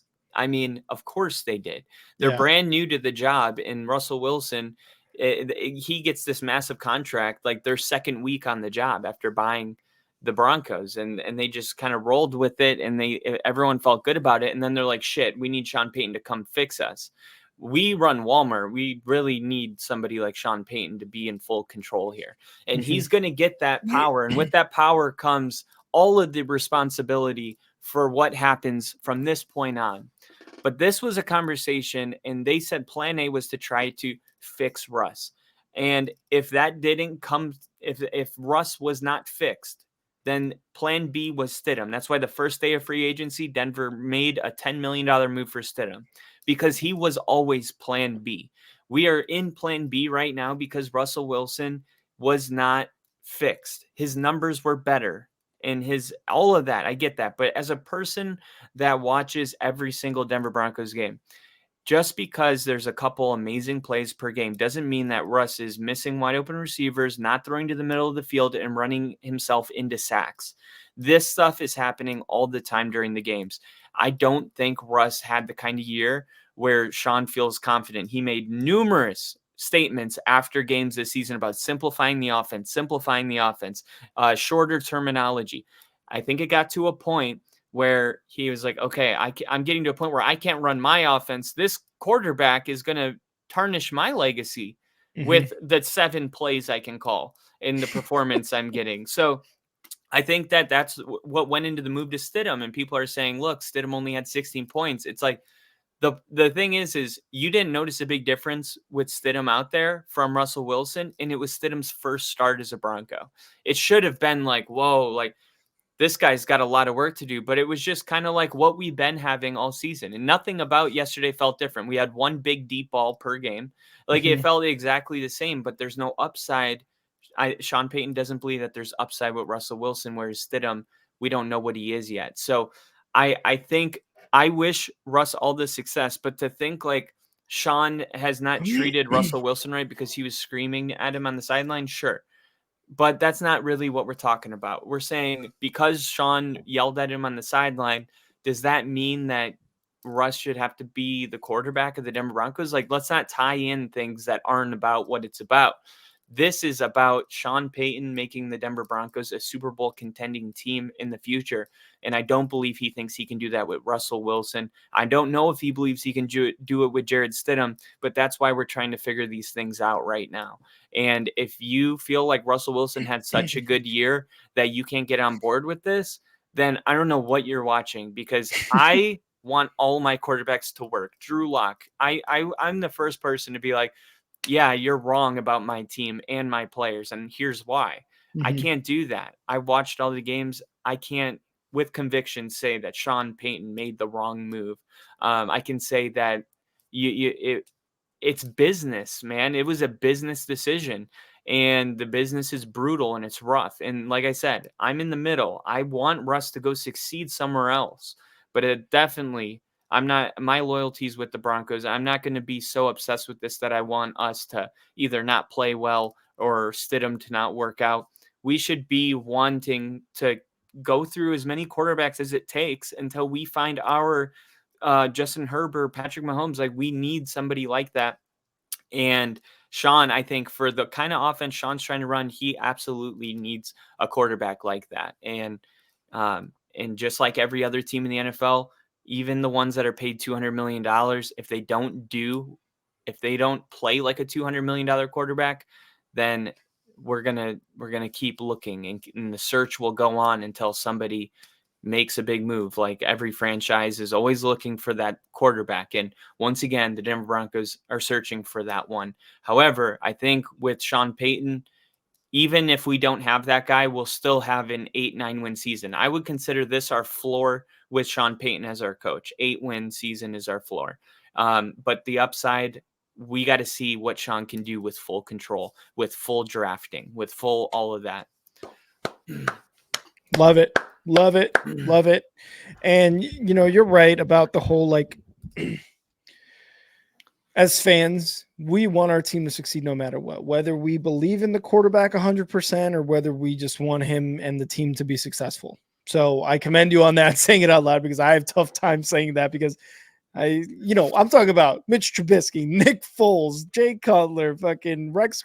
These are the quarterbacks I've had to deal with. And all the time, I am in Crafty said tear rolls down face in slow motion. It takes a lot, I feel like, for fans to really admit that. It's like, look, we can always say this quarterback isn't going to make it, but secretly while you're watching games, you're like, I want this quarterback to throw for 350 yards and 3 touchdowns, something like that. Right. So totally agree. It just sucks the way that it happened to Russ in this situation, but like you said, man, if you're not doing what a $200 million quarterback has to do to win us games, Right. then yeah, it really was a business decision, and business is very Messy.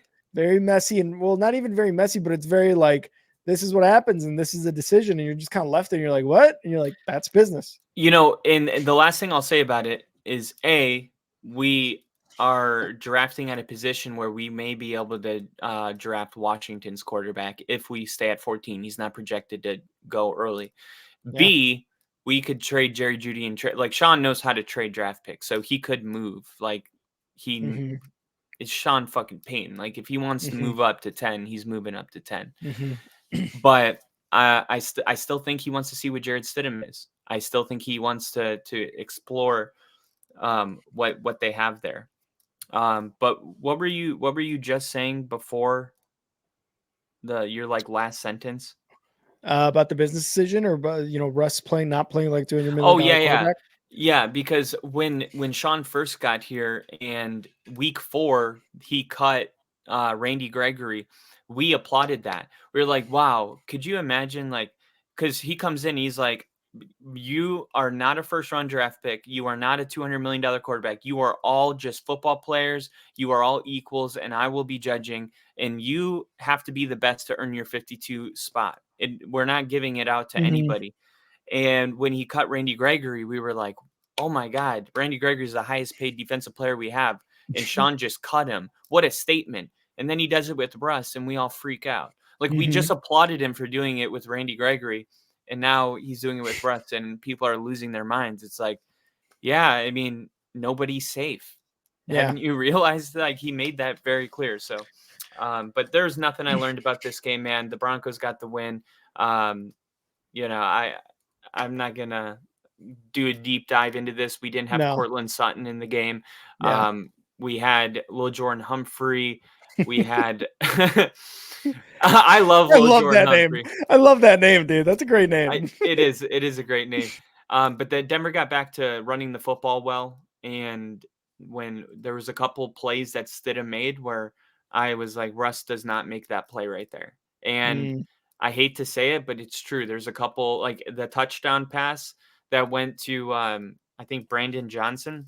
It was like a practice squad guy that was elevated, but he was about to get sacked, and he stepped up and delivered that throw. And it was very clear. You're like, Russ doesn't make that throw. I've watched him for 2 years now. He doesn't do that one. So there was definitely a couple plays in there where you're like, okay, this guy's all right. But I thought he was very inaccurate. And I was expecting him to be more accurate and be quicker with his decisions, but it's his first game. So, and then the Chargers, they're dog shit right now. Yeah, dog shit. 100% agree with that. And I just had a couple cool notes from this game. So Jarrett Stidham, 224 pass yards and a touchdown. This is his first win as a starting quarterback since 2018 when he was in Auburn.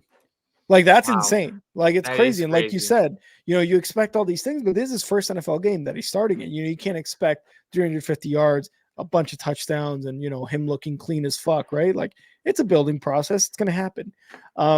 For the Broncos defense held the Chargers to 2-11 on third down. So defense was on it against this team. And Khalil Mack got to 100 sacks in his career in this game, and his 16th of the season. So, he still got it. He still got it, man. Big ups to him. I still have his jersey, so big ups to him. Nice.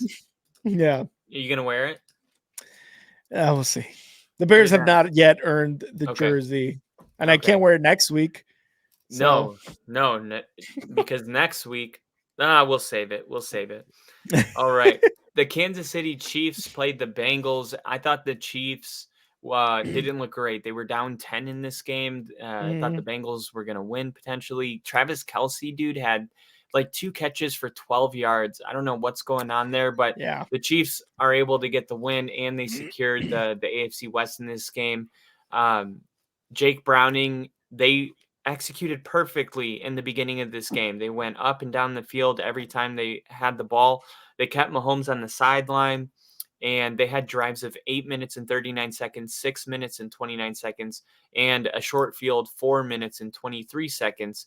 and Cincinnati had a 21-minute 50 seconds to an 8-minute 10-second time of possession advantage and Wow. a 17-13 lead in this game. But the Chiefs were able to come back into this game. Harrison Butker kicks the game-winning field goal, and you just go on feeling exactly the same about both of these teams. Yeah, and I know you don't have to clap if you have to, Kyle, if you don't want to, but for the eighth straight year, the Chiefs, AFC West champions, like eighth straight year. I said you didn't have to. Kyle, I said you didn't have to clap. You didn't have to clap. What are we You didn't talking have about? to clap. But yes, the Chiefs, come away with the division win in this, beating the Bengals. And I was 1 point off from my prediction. I said the Chiefs would win 24-17. They won 25-17. So God, dog shit. Put a dog shit in the chat for Rick being way off on that one. Dog shit in the chat, everybody. Put a dog shit, Crafty Bill, everybody. Kyle's not mad at all. But on, yeah, guys. it was. I need this. The only thing you can say about this Chiefs team is, they're relentless in their pursuit of trying to continue to be the best team in the AFC West, if not the NFL, right? What I will say too is, like, you talked about Travis Kelce with only 2 catches. Rashee Rice is becoming that go-to guy for Mahomes. 127 receiving yards. Pacheco was the only one with the receiving touchdown from Mahomes, but Rashee Rice is looking like a number 1 wide receiver for Mahomes and the Chiefs. And I know it kind of sucks to hear, but we kind of talked about this, right? Like, Travis Kelce not getting any younger. He's probably no longer at his peak. He's on a downhill, part of his career now, and it's fine. He was very dominant in his time with Kansas City. So it's not like he was bad or anything, but Rashee Rice is starting to become that number 1 guy now. And it's very obvious in terms of the Chiefs offense. What else was I going to say? Mahomes, 245 yards and a touchdown. They were down going into the halftime, like you said, but Harrison Butker and the defense did the rest in the second half. The Bengals didn't score any points in the second half. The Chiefs kicked all the field goals they needed to win. And yeah, this was just a dominant win in the second half for the Chiefs. And Jake Browning, the story was awesome for those first 3 weeks as a replacement for Joe Burrow. And he's been pretty solid for them. He rushed for a score and threw for a score in the first half. But that was kind of it for the Jake Browning Bengals. Jamar Chase, only 41 yards receiving in this game, only 41. So the defense had its way with him, and they sacked him twice in a row on their final drive, and that's what sealed the win for the Chiefs. Yeah, this is really cool. The next gen stat of the game, I'm going to put it on the bottom, but maybe I can even ask the question before the answer is revealed on the ticker. Rick, Patrick Mahomes has thrown for 4,000 yards in 5 of his first 6 seasons, joins only one other player. Who is that player? Drew Brees. Okay, now look at the bottom. Here comes Peyton Manning. Wow. With 4,000 plus yard passing yards in 6 or more of a player's first 7 seasons. Wow, that's hell of a stat to go off of right there. Crazy, right? Yeah. And that is that's going to be it for this game. And then we get to, this is crazy. So 2 years ago, on January 1st, we rented an RV, my family, and we went on a trip to Lambeau, and we saw them play the Vikings week 17. It was like negative 11 degrees. It was freezing. And they smoked them. And I was like, man, seeing Aaron Rodgers throw like that thing he does. Yeah, like, the little, yeah. And it was like a perfect ball, and it just landed so perfect. I was like, that's what that looks like? I was blown away, dude. Anyway, it was like the same exact game, but this time it's Jordan Love. And I'm watching this game, dude, and Jordan Love is making throws. All I got to say is, like, Jordan Love is the Packers franchise quarterback. He has a huge upside, and it's just hilarious. I did predict that Jordan Love was going to work. I was high on him. Mhm. And I really do believe it's because of the way Green Bay handles their business, the last 3 quarterbacks. But I Yeah. think that's the most exciting part, is not even Green Bay getting the win. Yeah, they can still make the playoffs and all that, but just watching Jordan Love play at this level, I think the season's already a dub just watching Jordan Love do what he's doing right now. Yeah, man. And it continues to pain me to say this, but Jordan Love is fucking good. Jordan Love is fucking good. He was perfect in this game. 256 yards, 3 touchdowns, 0 interceptions. Jaden Reed has become his favorite target. He had 2 touchdowns in this game, Jaden Reed. He also threw one, He was I off. He was going believe. off. Yeah. He also threw one to Bo Melton, 6 passes, 105 yards, and a score. Like, this offense right now for the Packers is humming. It is going really well, and Jordan Love is a huge reason for it. Aaron Jones, I mean, at 120 yards rushing too, but it seems like the rushing game for the Packers is always up and down. And yes, injuries do definitely play a role into it. But we've seen games where they're both healthy. And we're like, run the fucking ball, Packers. What are you guys doing? But Jordan Love, man, has looked good, and we've praised him, for being aggressive and throwing the balls that he has. Like it's starting to work out a little bit more for him. And again, he looked good on Sunday Night Football. So good for him and good for the Packers, I guess. Yeah, no, definitely very attractive. You like him? Dude, you're so gay. But the bigger story in this one too, I think, was the Packers defense. They actually looked good in a game. You know what I mean? And that was against Jaren Hall, the rookie, but also Nick Mullins. He Jaren came Hall in. was awful, dude. Don't read into it too much. Yeah, Jaren Hall was awful. They got an interception off him. Yeah, and they sacked him. They strip sacked him. So they got two turnovers off that guy. Idiot. Can we talk about that for a second? Like, what the hell was O'Connell thinking? I have no idea. I was just about to get into that. Yeah. Yeah, like you have this great game with Mullins. With Nick Mullins. And the whole time I was streaming that game, all I kept saying is, why the hell is Nick Mullins not in this game? And then he's like, oh, I want to see what this rookie is. It's like, you just saw what Nick Mullins is last week. So I got to believe that, like, because sometimes O'Connell, he's such a competitor that sometimes he'll like get mad even at Kirk Cousins in the series quarterback. He's like, why the hell did you just run a QB sneak on 4th and inches instead of calling me? He's like, I can help you. Let me call the plays. And you can see them like beefing a little bit.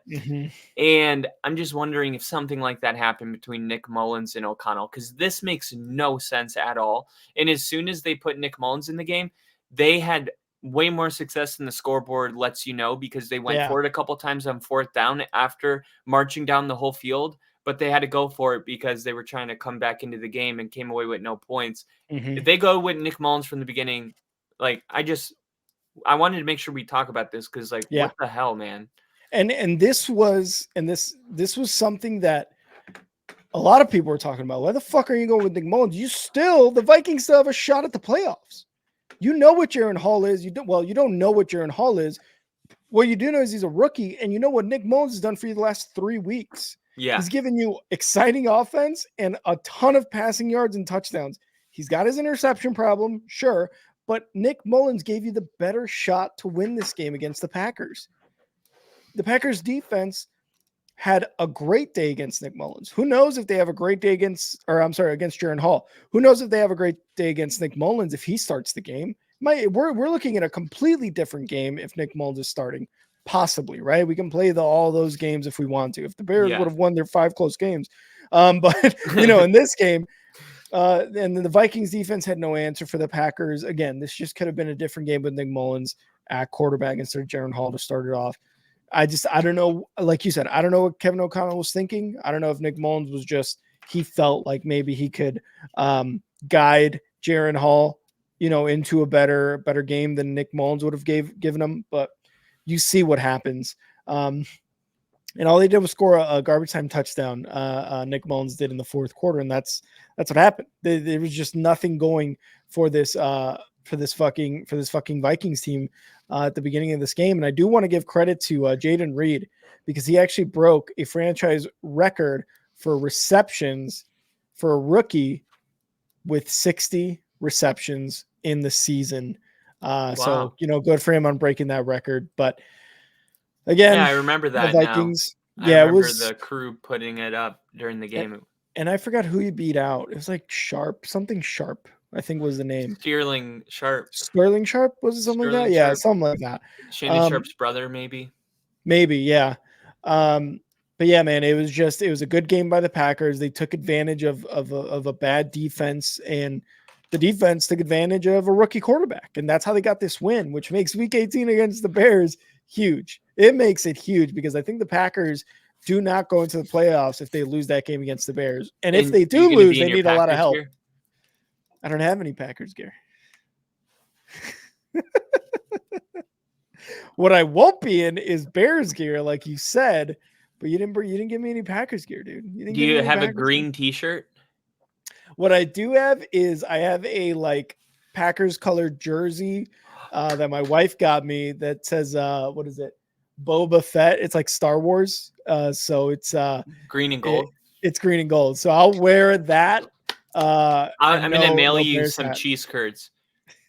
Oh, I'll eat the fuck out of those. Yeah, I'm getting you some Wisconsin cheese curds for the game. We're gonna send you a DoorDash you some Miller Lite, and we'll put some beer brats on the stove. Cheese filled, of course. Like Bill said, Packers must win out. So Week 18, I hope win out. There's only one game left. I hope the Bears could beat them for the second year in a row that the Packers don't make it because of a Week 18 loss. I hope so. Oh man. and it adds to the fire even more because Aaron Rodgers on the Pat McAfee show, we got Tyler in here. Ownership continues this week. Aaron Rodgers on Pat McAfee show goes, "This is the Bears Super Bowl. If they don't beat us, is it really a rivalry?" And I was like, "Oh, I fucking hate you, Aaron Rodgers. I fucking hate you, you piece of shit." They're going down. The Packers are going down again in Week 18 of the 2023 NFL season, and they're not going to make the playoffs because of what? An NFC North rival. And on top of that, the cherry on top, it's the fucking Bears, Packers. So wave bye-bye to the playoffs in Week 18, baby. You bitches are going down. So you're telling me there's a chance? All right. Well, I loved that.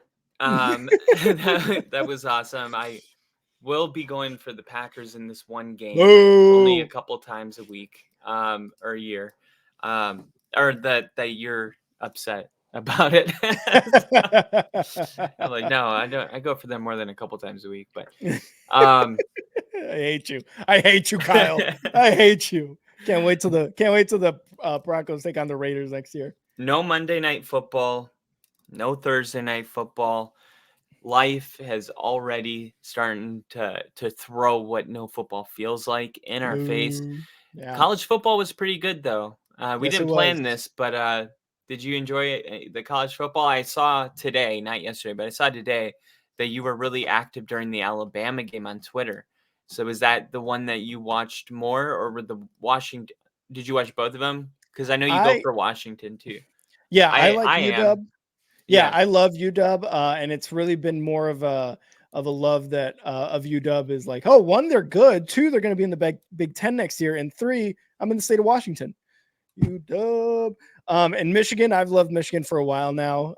So for them to be for them to come away with the win last night against Bama was awesome. And like you said, I was very active during that game, and they're both good. I didn't I didn't finish the UW game, but I know they came away with the win. They stopped Texas, which good. You got to stop Texas. They don't deserve to be in there. That was a crazy ending, though. That last play, I was like, God, oh man, that was such a crazy game. Because when for the Michigan Alabama, no, the Texas Washington game, because Washington was up 13, and then their odds were plus 5,000. So I put like $2 on Texas to come back and win because I thought they were going to come back, but I wasn't sure if they would win. But I thought they would score, get the ball back, and all that. Yeah. And an injury from Washington actually helped Texas because they stopped the game. And then Texas gets the ball. They march all the way down the field, and then they're like 20 yards away, and they had like they throw one ball away, and the game's over. But they put 1 second back on. They say the ball hit the ground with 1 second left, so they throw one more play back on, and it's like, $400 if Texas scores on that play. And I'm like You watching the wanted game that. at the edge of my seat, and I'm like, oh fuck. Oh well, it's $2. Yeah. Like, $2 is $2, but but it was this fun. I was telling my wife, I was like, this is the only time I give a shit about college football. Like, Yeah, this is yeah, the it's only so time. great. And the fact that Michigan and Harbaugh and UW are in it, and they're gonna be in it for the national championship game, it's gonna be Oh fucking man, awesome, dude. It's gonna be Michigan a great Alabama is game. going to be insane. Michigan UW. Or Michigan UW, yeah. I was like, that happened. That No, Nick happened. Saban made it. No, Nick Saban. You He remember made it. Alabama, Crimson Tide? I know. Did Nick Saban ever help you clean his garage? All right. I'll give you that one. But all right, Kyle, that was our week. Or did you have something else? Nope, I was going to do exactly what you're saying. That is our week 17 recap. All right, let's go in it, Kyle. Let's get right into it. Top 5, no debating. Top 5. Top five, Kyle.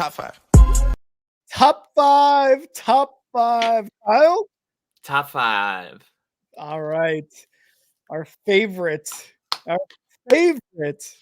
segment, and one that week 18. It's week 17. I think it's gonna be pretty. I don't want to say accurate, or we're gonna have the same teams, but I think we're gonna be a lot closer than we usually are. Would you agree, Kyle? Maybe. I'm interested in this. I'm not entirely sure, Mm-hmm. but I'm excited to find out. Let's do it. And I think you started last week, right? I started last week. Yep. Okay, cool. So then I will, and I love this comment by Crafty.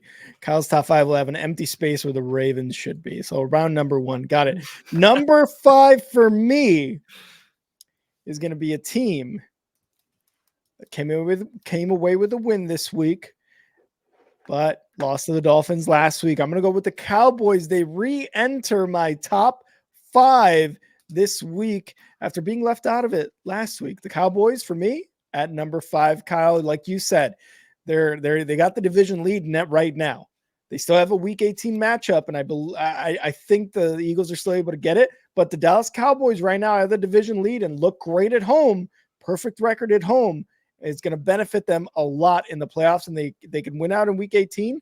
They're going to have a home playoff game. So Cowboys number 5, Dak is looking good. CD Lamb is a monster, and the defense is doing really well.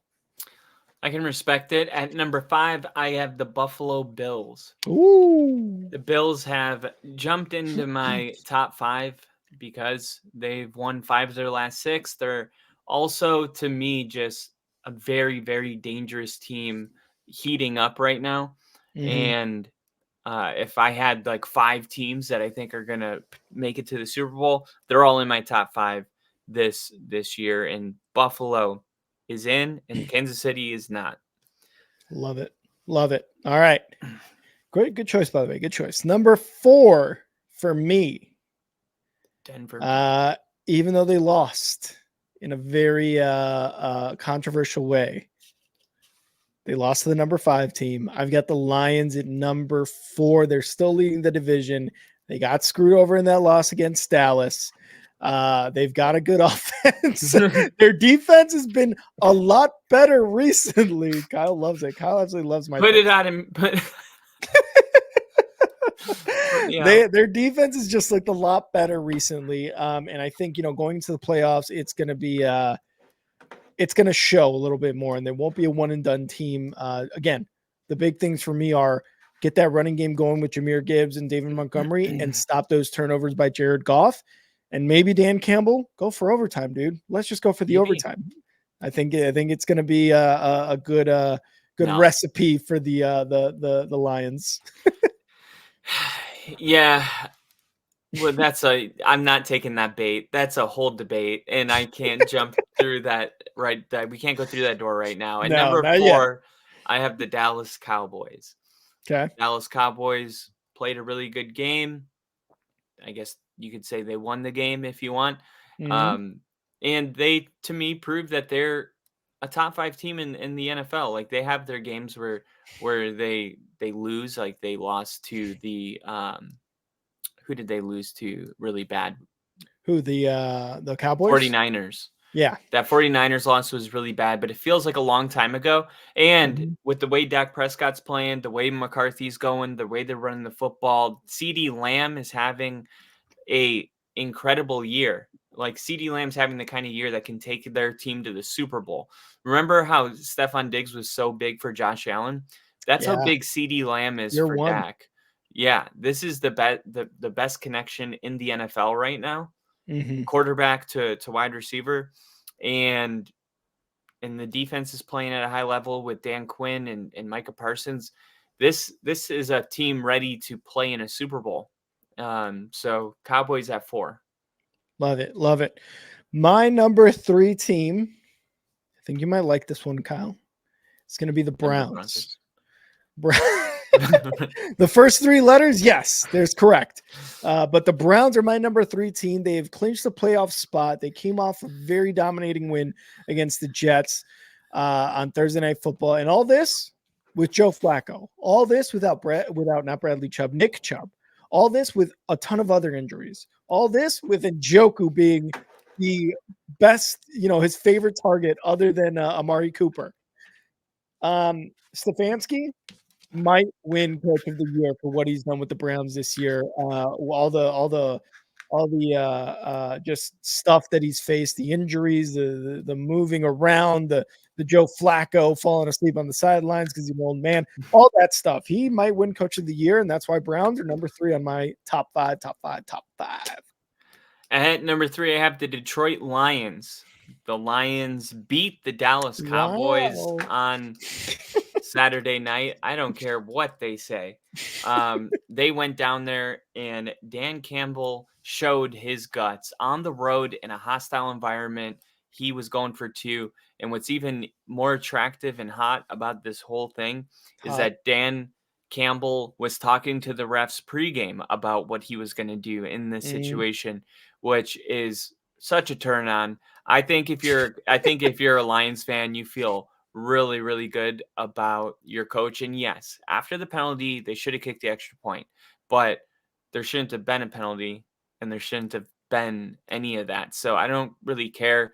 To me, they went for 2 and it worked. And it was the right decision because it worked. And it was the right decision because it was Dan's decision and it was the team's decision. And that's just kind of how Detroit goes. They have guts and they have balls, and they backed it up on Saturday. I think if the Lions are in the situation again, they do the same thing, and maybe not in the playoffs, but the idea of them going forward on 4th and 3 and staying aggressive, that's got to be an idea that we got to get used to because it's part of their identity.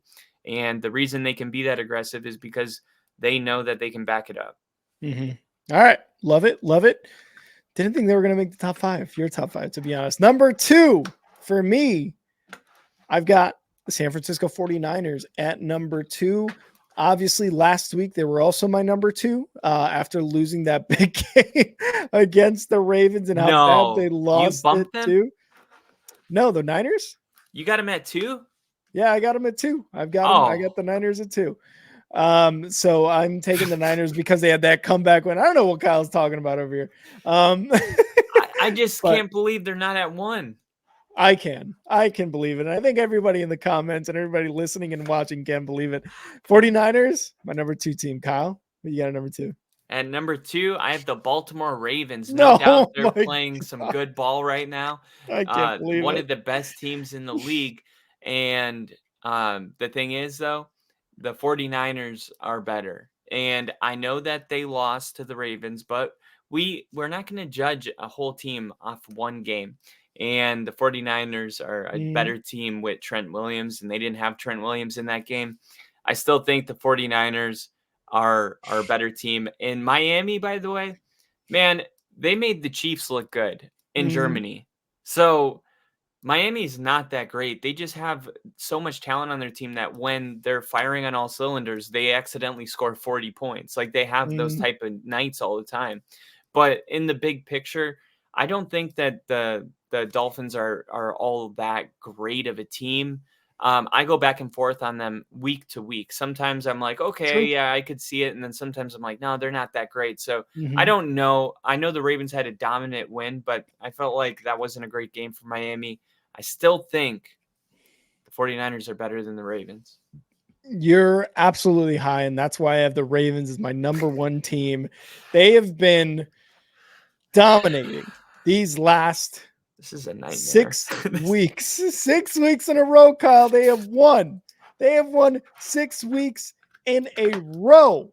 They have not lost since mid-November. They continued the new year on winning.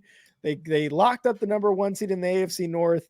The 49ers went up against them, and we always, I feel like, take these types of games, and, you know, they're a measuring stick game for sure.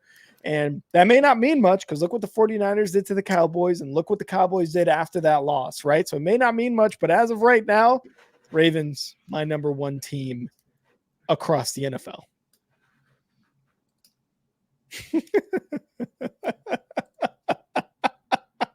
So tell me why you have the Browns at number one.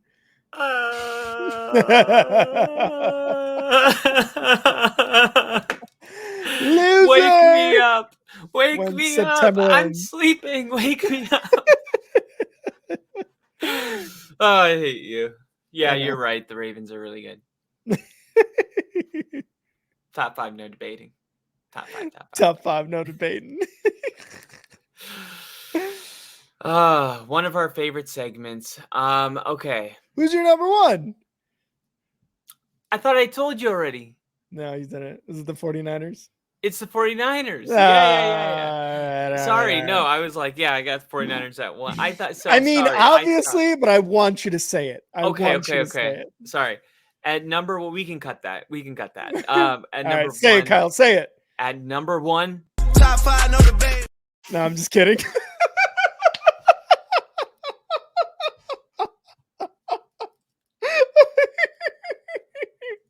Let's go. at number one, I have the San Francisco 49ers. Oh my God, that was so funny. All that work to get me to say it just to be like, at number one, top 5 to debate. No, I'm just fucking with you, dude. Go ahead. Oh God, that was awesome. 49ers are the best team in the NFL. Christian McCaffrey. Do we I was trying to see if there's anything about his injury that's come up, because Not that I've heard. No. CMC will be all right. Okay. CMC will be all right. Very broad, but Very broad wording. But that is coming from San Francisco. We think he'll be all right, Shanahan said. I don't know if he would have been able to go next week or not, but we'll find out more tomorrow. So whatever it is, it's not super serious, it sounds like, but hopefully it's not something he's nursing going into the playoffs, because that is a huge deal. But yeah, I think the 49ers, they'll get another shot to play the Ravens. If the Ravens are as good as you say they are, then they'll play them in the Super Bowl. And then we'll definitely be like on different sides. You'll be in purple and I'll be wearing my Brock Purdy t-shirt. So hard. And we'll get to the bottom of it. But I do think that if they play again, it would be a close game. And I think it would be a great game.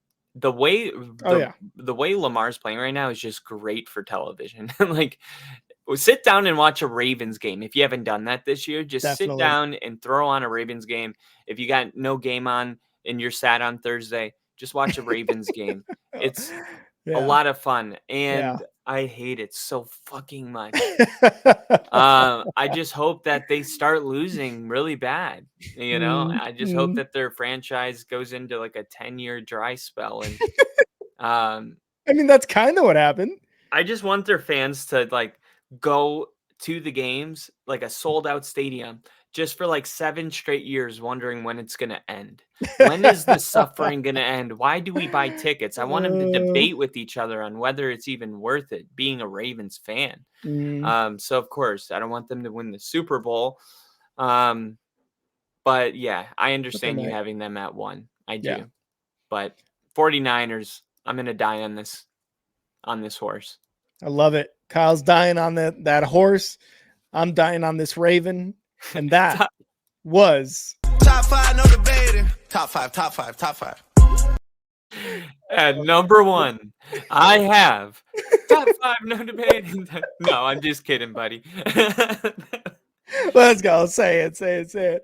Oh, All right, God. Kyle. That was our top five. And now let's end it with a little chives with your host, Kyle. All right. So for my chives today, I'm going to give you, I'm not going to go through everything. I'm just going to give you the percentage of playoff probability going into week 18. Ravens Okay. 100, Dolphins 100, Chiefs 100, Jags 70, Browns 100, Bills 86, Colts 55, Texans 45, Steelers 44. Now, if all of those teams I just named win, they're in, besides the Steelers. So the Texans, Colts, Bills, Browns, Jags all control their own destiny. And of course, Ravens, Dolphins, Chiefs clinched. They control their own destiny with a win. However, the Steelers, they only have a 64% chance of making it in the playoffs if they win. Okay. And And who? oh, I was just saying, because they're the only ones that don't control their own destiny, right? Yeah. Oh, okay. Yeah, no, that's what I'm saying. So the Steelers are the only team that don't control their own destiny. All the other teams that are ranked seeding wise, 1 through 6, even 7, 8. That's what's crazy is it says they have a 100% chance of going to the playoffs if they win all the way into 8 different positions, but there's only 7 seeds. So those are going to be really tough. The Steelers need a little bit of help, but the Texans, Colts, and Bills, they just need to get a win, and it'll take care of itself. Probably because those teams are playing each other, right? So yeah, makes sense. Exactly. And then for the NFC, Niners 100%, Cowboys 100, Lions 100. Here is where that NFC South is. Bucks 66% chance right now of making the postseason. If they win, they're in. Number 5, Eagles 100, Rams 100. The Rams have clinched the playoffs with that win. Okay, so the Packers, they're at the number 7 seed right now. If they win, the Packers are in. If they lose and the Seahawks win, the Seahawks have a 41% chance of getting in, but they would probably need a little bit of help. I think that's how it would work. If the Seahawks win and the Packers lose, the Seahawks are in. This is exactly like last year. The Packers lost to the Lions and the Seahawks got in. We're literally reliving the same exact kind of scenario. And we'll see if the Bears do that too. But yeah, I just wanted to update everybody because it is week 17. And I know most of your teams and a lot of us we're not in this picture anymore. So if your team is in, congratulations to everybody and our viewers that are watching this later. If your team's in, congratulations. I hope you guys get hot at the right time and win the Super Bowl. Yeah, and let us know what your team needs to do in the comments. And if they can do it in the comments. But as always, guys, thank you so much for for being unlimited. Watching us during this live stream. And if not watching us during the live stream, watching while this video is posted after we had gone live. We appreciate Crafty, Bill, KC. We had Andy in here, Tyler, even though he's a Packers fan. I appreciate him too. Liam, for all you guys tuning in and being a part of the Only Football Podcast family. As always, thank you guys for subscribing, commenting, following, liking videos, sharing them. And please, if you haven't, hit that subscribe button, hit that like button, hit that share button. Tell all your friends and family and people that you don't really know, but you kind of know, but not really that close. Have them subscribe to our channel because we are so close to 500. And I think we'll make it before the Super Bowl. I think that we're going to end up having 1,000 subscribers by the end of season 3. Let's go already. We're going to make it. Kyle is manifesting this shit to happen, and it's all thanks to you guys who make it happen for us. We always appreciate you guys. And as always, go follow us on X. You can follow me at and now Rick on X, and you can go follow the Only Football Podcast on X at Only Football KR. Kyle, where can they follow you on X? You can follow me at Johnny Appleseed. As always, FTBL ONLYPODCAST, football only podcast. Bam, there it is for everyone to see. Please follow me, and I will take you on a journey. We're going to take you on journeys. No more Thursday night football. No more Monday night football. 1 week left of football left for the regular season and for all 32 teams to play. But that just means that playoff football is on the horizon, everybody, and it's going to be fucking exciting. This is where Kyle and I get fucking heated, and I love it. I love every bit of it, but we can't wait to see you guys during our predictions episode later this week on Thursday, and of course during our live stream on Sunday, where I will absolutely be streaming Bears-Packers week 18. Yeah, and shout out to Kobe White for fucking up my parlay. Not one 3-pointer made tonight. Kobe White for the Bulls. Wow. You're a piece of shit. Wow. I'm just kidding. No, I'm just kidding. But seriously, what's up with that? Kobe White. He's a big Bulls guy. This guy's Chicago everything. Bulls. I am Chicago. Bulls, Bears, Blackhawks. Cubs. If it's Cubs, if it's in Chicago, he's a fan. Pizza, Vince Vaughn, everything. Yeah, for the most part. He's a big Vince Vaughn guy. The Breakup takes place in Chicago. That's a good movie. That's a great movie. Damn good movie. There's a great scene in that movie. There's a great scene in that movie. All right, ladies and gentlemen. Before we get a little X-rated, we're going to keep it moving. Kyle, as always, it's a good time, brother, and I'll see you next time. Same here. See ya! See ya!